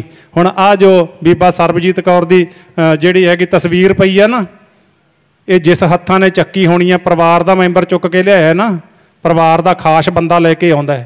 तो ये जिहड़ियां बाहां ने चुकी है, उहदे चों ताकत घट जाती है, इन्हां नूं चुकण वेले इन्नी भारी लगदी है, क्योंकि दुख हुंदा है ना। सो इस करके वो जदों लगे ना तुरन, तां उस वेले पुत्त जिहड़ा सी ना, पुत्त 7 सालां दा, वो माँ नूं कहंदा, माँ मैनूं छड्ड के चली है हुण तूं, मैनूं वो संस्कार आपां जो भी कुछ बने बैठे आ ना, ਇਹਦੀ बैकग्राउंड माँ प्यो के सोहने संस्कार ने, आपां जो भी बने आ, जो कुछ भी हाँ, भावें बिजनेसमैन आ, भावें आपां किसी अहुदे ते आ, भावें कोई नौकरी चाकरी करते आ, कुछ भी ये माँ प्यो की बदौलत आ, उन्हां दीयां असीसां, उन्हां दीयां अरदासां, उन्हां दे सोहने संस्कार, उन्हां दी महान सोच, कदे भुलना नहीं चाहिदा। ते प्यारिओ जदों अर्थी नूं चुक लिया उस वेले पुत कहंदा मां तू तरस ना कीता तैनूं पता नहीं है। ओ कोई ना गल नाल लावे बाजों मावां दे, कोई ना लाड लड़ावे बाजों मावां दे। ओ कोई ना गल नाल लावे बाजों मावां दे, कोई ना लाड लड़ावे बाजों मावां दे। कोई ना गल नाल लावे बाजों मावां दे, कोई ना लाड लड़ावे बाजों मावां दे। ओ कोई ना लाड लड़ावे बाजों मावां दे, कोई ना लाड लड़ावे बाजों मावां दे। ओ कोई ना लाड लड़ावे बाजों मावां दे, कोई ना लाड लड़ावे बाजों मावां दे। कोई ना लाड लड़ावे बाजों मावां दे, कोई ना गल नाल लावे बाजों मावां दे। मां दे जिहड़े संसार विच समाज विच इहदे तीन अवस्था ने मां दियां, धी पत्नी ते मां, ਉਹ ਤੋਂ ਬਾਅਦ ਦਾਦੀ ਕਹਿ ਲਓ, ਚੌਥੀ ਚਲੋ। ਇਹ ਚਾਰਾਂ ਅਵਸਥਾ ਦੇ ਵਿੱਚ ਇਹਦੀ ਸੋਚ ਦੇ ਵਿੱਚ ਦੋ ਚੀਜ਼ਾਂ ਵਸੀਆਂ ਹੁੰਦੀਆਂ ਨੇ। ਮਾਂ ਦੇ ਮਾਈਂਡ ਦੇ ਵਿੱਚ ਮਮਤਾ ਹੁੰਦੀ ਹੈ, ਪਿਆਰ ਮਮਤਾ, ਤੇ ਪਿਓ ਦੇ ਮਾਈਂਡ ਵਿੱਚ ਫਰਜ਼ ਹੁੰਦਾ ਹੈ। ਉਹ ਸਾਰੀ ਜ਼ਿੰਦਗੀ ਆਪਣਾ ਫਰਜ਼ ਅਦਾ ਕਰਦਾ ਤੇ ਮਾਂ ਮਮਤਾ ਨਾਲ ਪਿਆਰ ਨਾਲ ਆਪਣੇ ਬੱਚਿਆਂ ਨੂੰ ਜਿਹੜਾ ਉਹ ਰੱਖਦੀ ਹੈ ਸੰਭਾਲ ਕੇ। ਤਾਂ ਜਦੋਂ ਇਹ ਧੀ ਹੈ ਉਦੋਂ ਵੀ, ਜਦੋਂ ਇਹ ਪਤਨੀ ਹੈ ਉਦੋਂ ਵੀ, ਜਦੋਂ ਇਹ ਮਾਂ ਉਦੋਂ ਵੀ, ਜਦੋਂ ਦਾਦੀ ਉਦੋਂ ਵੀ। ਦੋ ਚੀਜ਼ਾਂ ਕਿਹੜੀਆਂ? ਇੱਕ ਤਾਂ ਆਪਣਾ ਖਿਆਲ ਰੱਖਣਾ ਤੇ ਸਾਧ ਸੰਗਤ ਖਿਆਲ ਰੱਖਣਾ, ਭਾਵ ਜਦੋਂ ਧੀ ਆਪਣੇ ਮਾਂ ਪਿਓ ਨੂੰ ਕਹਿੰਦੀ ਹੈ ਮਾਂ ਤੂੰ ਆਪਣਾ ਖਿਆਲ ਰੱਖਿਆ ਕਰ, ਤੇ ਜਦੋਂ ਪਤਨੀ ਹੈ ਪਤੀ ਨੂੰ ਕਹਿੰਦੀ ਆਪਣਾ ਖਿਆਲ ਰੱਖੋ ਜੀ। ਤੇ ਜਦੋਂ ਮਾਂ ਬਣ ਗਈ ਆਪਣੇ ਬੱਚਿਆਂ ਨੂੰ ਕਹਿੰਦੀ ਹੈ ਬੇਟਾ ਆਪਣਾ ਖਿਆਲ ਰੱਖਣਾ, ਸਕੂਲ ਜਾਂਦੇ ਹੋ। ਤੇ ਇਸੇ ਤਰ੍ਹਾਂ ਜਦੋਂ ਦਾਦੀ ਬਣ ਗਈ ਆਪਣੇ ਪੋਤਰਿਆਂ ਨੂੰ ਬੇਟਾ ਆਪਣਾ ਖਿਆਲ ਰੱਖਣਾ। ਤੇ ਦੂਜੀ ਗੱਲ ਇਹਦੇ ਮਾਈਂਡ ਵਿੱਚ ਹੁੰਦੀ ਹੈ ਉਡੀਕ। ਤੇ ਜਦੋਂ ਧੀ ਹੈ ਉਦੋਂ ਆਪਣੇ ਮਾਂ ਪਿਓ ਨੂੰ ਉਡੀਕਦੀ ਹੈ, ਭਰਾਵਾਂ ਨੂੰ ਉਡੀਕਦੀ ਹੈ। ਜਦੋਂ ਪਤਨੀ ਬਣ ਗਈ, ਪਤੀ ਦਫ਼ਤਰ ਗਿਆ, ਖੇਤ ਗਿਆ, ਨੌਕਰੀ ਤੇ ਲੱਗਿਆ, ਉਦੋਂ ਆਪਣੇ ਪਤੀ ਨੂੰ ਉਡੀਕਦੀ ਹੈ। ਤੇ ਫਿਰ ਜਦੋਂ ਮਾਂ ਬਣ ਗਈ, ਸਕੂਲ ਗਏ, ਕਾਲਜ ਗਏ, ਬੱਚਿਆਂ ਨੂੰ ਉਡੀਕਦੀ ਹੈ। ਤੇ ਇਸੇ ਤਰ੍ਹਾਂ ਇਹ ਸਭ ਕੁਝ ਉਡੀਕ ਤੇ ਖਿਆਲ, ਇਸੇ ਚੀਜ਼ ਵਿੱਚ ਮਹਾਨਤਾ ਹੈ ਮਾਂ ਦੀ। ਗੁਰਮੁਖੋ ਮਾਂ ਦਾ ਜਿਹੜਾ ਸਤਿਕਾਰ ਹੈ ਜਿੰਨਾ ਕੀਤਾ ਜਾਵੇ ਓਨਾ ਥੋੜ੍ਹਾ। ਪਰ ਦਾਸ ਨੇ ਆਪਣੀ ਜ਼ਿੰਦਗੀ ਵਿੱਚ ਜੋ ਕੁਝ ਵੇਖਿਆ, ਕੌੜਾ ਸੱਚ ਮੈਂ ਸੰਗਤ ਨਾਲ ਜਿਹੜਾ ਹੈਗਾ ਸਾਂਝਾ ਕਰਦਾ ਹੁੰਦਾ। ਇੱਕ ਪਾਸੇ ਕਵੀਆਂ ਦੀਆਂ ਕਲਮਾਂ ਨਹੀਂ ਥੱਕਦੀਆਂ, ਮਾਂ ਦੀ ਮਹਿਮਾ ਕਰਦੇ ਆ। ਕਈ ਤਾਂ ਇੱਥੋਂ ਤੱਕ ਕਹਿ ਜਾਂਦੇ ਨੇ ਵੀ ਮਾਂ ਤਾਂ ਰੱਬ ਤੋਂ ਵੀ ਵੱਡਾ ਨਾਂ ਹੈ। ਚਲੋ ਵੈਸੇ ਮੈਂ ਸਹਿਮਤ ਨਹੀਂ ਇਸ ਗੱਲ ਨਾਲ, ਪਰ ਹੋ ਜਾਂਦੇ ਆ ਸਹਿਮਤ, ਮੰਨ ਲੈਂਦੇ ਆ ਵੀ ਮਾਂ ਰੱਬ ਤੋਂ ਵੱਡਾ ਨਾਂ ਹੈ। ਪਰ ਸੰਸਾਰ ਨੇ, ਜੇ ਗੁਰੂ ਨਾਨਕ ਦੇਵ ਸਾਹਿਬ ਜੀ ਨੇ ਧੀ ਨੂੰ ਤੇ ਮਾਂ ਨੂੰ, ਇਸਤਰੀ ਨੂੰ ਜਿਹੜਾ ਹੈਗਾ ਮਾਣ ਦਿੱਤਾ, ਤਾਂ ਸੰਸਾਰ ਕਿਹੜੀ ਨਿਗਾਹ ਨਾਲ ਵੇਖ ਰਿਹਾ ਹੈ? ਰੱਬ ਤੋਂ ਵੱਡਾ ਨਾਂ ਹੈ ਮਾਂ, ਤੇ ਸੰਸਾਰ ਕੀ ਕਰ ਰਿਹਾ? ਸੰਸਾਰ ਇਹ ਕਰ ਰਿਹਾ। ਸੁਣੋ ਤੇ ਫਿਰ ਆਪਾਂ ਸਮਾਪਤੀ ਕਰੀਏ, ਸਮਾਂ ਹੋ ਗਿਆ ਹੈ। ਸੰਸਾਰ ਦੀ ਦਸ਼ਾ ਅੱਜ ਆ ਹੈ। ਅੱਜ ਧੀ ਪੁਕਾਰ ਕਰ ਰਹੀ ਹੈ। ਜੇ ਧੀ ਹੈ ਤਾਂ ਪਤਨੀ ਹੈ, ਜੇ ਪਤਨੀ ਹੈ ਤਾਂ ਮਾਂ ਹੈ, ਜੇ ਮਾਂ ਹੈ ਤਾਂ ਦਾਦੀ ਹੈ। ਪਰ ਅਸੀਂ ਧੀ ਲੈਣ ਨੂੰ ਤਿਆਰ ਨਹੀਂ, ਤੇ ਫਿਰ ਮਾਂ ਤੇ ਕਾਹਨੂੰ ਆਪਾਂ ਰੱਬ ਤੋਂ ਵੱਡਾ ਨਾਂ ਆਖੀ ਜਾਂਦੇ ਹਾਂ? ਕੌੜਾ ਸੱਚ ਹੈ। ਧੀ ਦੀ ਪੁਕਾਰ ਹੈ। ਧੀ ਕਹਿੰਦੀ ਹੈ ਆਪਣੀ ਦਾਦੀ ਨੂੰ, ਜਿਹੜੀ ਸੱਸ ਬਣ ਕੇ ਨੂੰਹ ਨੂੰ ਬਾਂਹ ਤੋਂ ਫੜ ਕੇ ਕਹਿੰਦੀ ਹੈ ਚੱਲ ਡਾਕਟਰ ਦੇ, ਮੈਨੂੰ ਨਹੀਂ ਚਾਹੀਦੀ ਧੀ। ਜਿਹੜੀ ਸੋ ਕਿਉ ਮੰਦਾ ਆਖੀ ਹੈ ਜਿਤ ਜੰਮੈ ਰਾਜਾਨ, ਉਸ ਧੀ ਨੂੰ ਖਿੱਚ ਕੇ ਡਾਕਟਰਾਂ ਦੇ ਧੱਕੇ ਨਾਲ ਲੈ ਕੇ ਜਾਣਾ। ਤੇ ਫਿਰ ਧੀ ਪੁਕਾਰ ਕਰਦੀ ਆ, ਕਹਿ ਕੇ ਦਾਸ ਖੇਮਾਂ ਦਾ ਜਾਚਕ ਹੋਵੇਗਾ। ਨਾ ਮਾਰੀ ਬਾਬਲਾਵੇ, ਜਦੋਂ ਪਿਓ ਵੀ ਨਾਲ ਚੱਲਿਆ ਤੇ ਉਹ ਬੇਬਸ ਹੋਈ, ਪਤਨੀ ਨੂੰ ਧੱਕੇ ਨਾਲ ਲੈ ਕੇ ਜਾ ਰਹੇ ਨੇ ਡਾਕਟਰ ਦੇ। ਤੇ ਕੁੱਖ ਦੇ ਵਿੱਚ ਧੀ ਕਹਿੰਦੀ ਆ ਆਪਣੇ ਪਿਤਾ ਨੂੰ, ਨਾ ਮਾਰੀ ਬਾਬਲਾਵੇ, ਮੇਰਾ ਜੱਗ ਵੇਖਣ ਨੂੰ ਜੀ ਕਰਦਾ। ਨਾ ਮਾਰੀ ਬਾਬਲਾਵੇ, ਮੇਰਾ ਜੱਗ ਵੇਖਣ ਨੂੰ ਜੀ ਕਰਦਾ। ਮਾਰੀ ਬਾਬਲਾਵੇ, ਮੇਰਾ ਜੱਗ ਵੇਖਣ ਨੂੰ ਜੀ ਕਰਦਾ। ਮਾਰੀ ਬਾਬਲਾਵੇ, ਮੇਰਾ ਜੱਗ ਵੇਖਣ ਨੂੰ ਜੀ ਕਰਦਾ। ਮਾਰੀ ਬਾਬਲਾਵੇ, ਮੇਰਾ ਜੱਗ ਵੇਖਣ ਨੂੰ ਜੀ ਕਰਦਾ। ਮਾਰੀ ਬਾਬਲਾਵੇ, ਮੇਰਾ ਜਗ ਵੇਖਣ ਨੂੰ ਜੀ ਕਰਦਾ। ਨਾ ਮਾਰੀ ਬਾਬਲਾ ਵੇ ਮੇਰਾ ਜਗ ਵੇਖਣ ਨੂੰ ਜੀ ਕਰਦਾ। ਨਾ ਮਾਰੀ ਬਾਬਲਾ ਵੇ ਮੇਰਾ ਜਗ ਵੇਖਣ ਨੂੰ ਜੀ ਕਰਦਾ। ਨਾ ਮਾਰੀ ਬਾਬਲਾ ਵੇ ਮੇਰਾ ਜਗ ਵੇਖਣ ਨੂੰ ਜੀ ਕਰਦਾ। ਮਾਰੀ ਬਾਬਲਾ ਵੇ ਮੇਰਾ ਜਗ ਵੇਖਣ ਨੂੰ ਜੀ ਕਰਦਾ। ਨਾ ਮਾਰੋ ਧੀਆਂ ਨੂੰ ਇਹਨਾਂ ਨੇ ਭਗਤ ਸੂਰਮੇ ਜੰਮਣੇ। ਨਾ ਮਾਰੋ ਧੀਆਂ ਨੂੰ ਇਹਨਾਂ ਨੇ ਭਗਤ ਸੂਰਮੇ ਜੰਮਣੇ। ਮਾਰੋ ਧੀਆਂ ਨੂੰ ਇਹਨਾਂ ਨੇ ਭਗਤ ਸੂਰਮੇ ਜੰਮਣੇ। ਮਾਰੋ ਧੀਆਂ ਨੂੰ ਇਹਨਾਂ ਨੇ ਭਗਤ ਸੂਰਮੇ ਜੰਮਣੇ। ਨਾ ਮਾਰੋ ਧੀਆਂ ਨੂੰ ਇਹਨਾਂ ਨੇ ਭਗਤ ਸੂਰਮੇ ਜੰਮਣੇ। ਮਾਰੋ ਧੀਆਂ ਨੂੰ ਇਹਨਾਂ ਨੇ ਭਗਤ ਸੂਰਮੇ ਜੰਮਣੇ। ਬਹੁਤ ਸਾਰੀਆਂ ਧੀਆਂ ਨਾਲ ਇਹ ਵਾਪਰਦੀ ਹੈ, ਕਿਸੇ ਦੇ ਧੱਕੇ ਨਾਲ ਤੇ ਕੋਈ ਸਾਧ ਸੰਗਤ ਜਾਣ ਬੁੱਝ ਕੇ ਐਸਾ ਨਹੀਂ ਕਰਨਾ ਚਾਹੀਦਾ। ਜਿਹੜਾ ਮਾਂ ਦਾ ਰੁਤਬਾ ਹੈ ਉੱਥੇ ਜੇ ਅਸੀਂ ਧੀ ਨੂੰ ਸਤਿਕਾਰ ਦੇਵਾਂਗੇ ਤਾਂ ਮਾਵਾਂ ਹੋਣਗੀਆਂ ਤੇ ਚੰਗੀਆਂ ਮਾਵਾਂ ਦਾ ਹਮੇਸ਼ਾ ਸਤਿਕਾਰ ਹੋਇਆ, ਹਮੇਸ਼ਾ ਮਾਣ ਮਿਲਿਆ। ਸੋ ਆਓ ਅੱਜ ਸਾਡੇ ਵਿੱਚੋਂ ਬਹੁਤ ਹੀ ਸਤਿਕਾਰਯੋਗ, ਬਹੁਤ ਹੀ ਪਿਆਰ ਵਾਲੇ ਬੀਬਾ ਸਰਬਜੀਤ ਕੌਰ ਜੀ, ਜਿਨ੍ਹਾਂ ਦਾ ਪੇਕਾ ਪਰਿਵਾਰ ਬਾਘਾ ਪਿੰਡ ਹੈਗਾ ਰਾਮਾ ਮੰਡੀ ਦੇ ਕੋਲ, ਪੇਕੇ ਪਰਿਵਾਰ ਵਾਸਤੇ, ਇੱਥੋਂ ਵਾਲੇ ਪਰਿਵਾਰ ਵਾਸਤੇ ਬਹੁਤ ਵੱਡਾ ਅਸਹਿ ਤੇ ਅਕਹਿ ਸਦਮਾ ਹੈ। ਬੜੇ ਦੁੱਖ ਵਾਲੀ ਗੱਲ ਹੈ।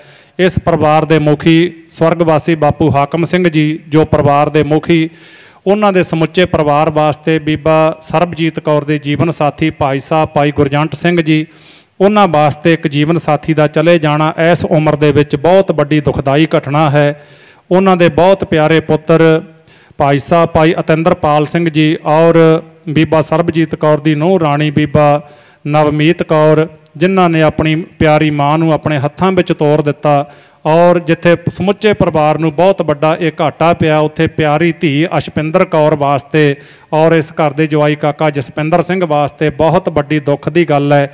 ਧੀਆਂ ਵਾਸਤੇ ਮਾਵਾਂ ਮੁੜ ਕੇ ਵੇਖੋ ਅੱਜ ਤੋਂ ਬਾਅਦ ਭੂਆ, ਚਾਚੀ, ਮਾਸੀ ਆਦਿਕ, ਮਾਮੀ ਆਦਿਕ ਸਭ ਬੋਲੇਗੀ ਬੇਟੀ ਅਸ਼ਪਿੰਦਰ ਕੌਰ, ਪਰ ਉਹਨਾਂ ਦੀ ਜ਼ਿੰਦਗੀ ਵਿੱਚੋਂ ਮਾਂ ਸ਼ਬਦ ਨਿਕਲ ਗਿਆ।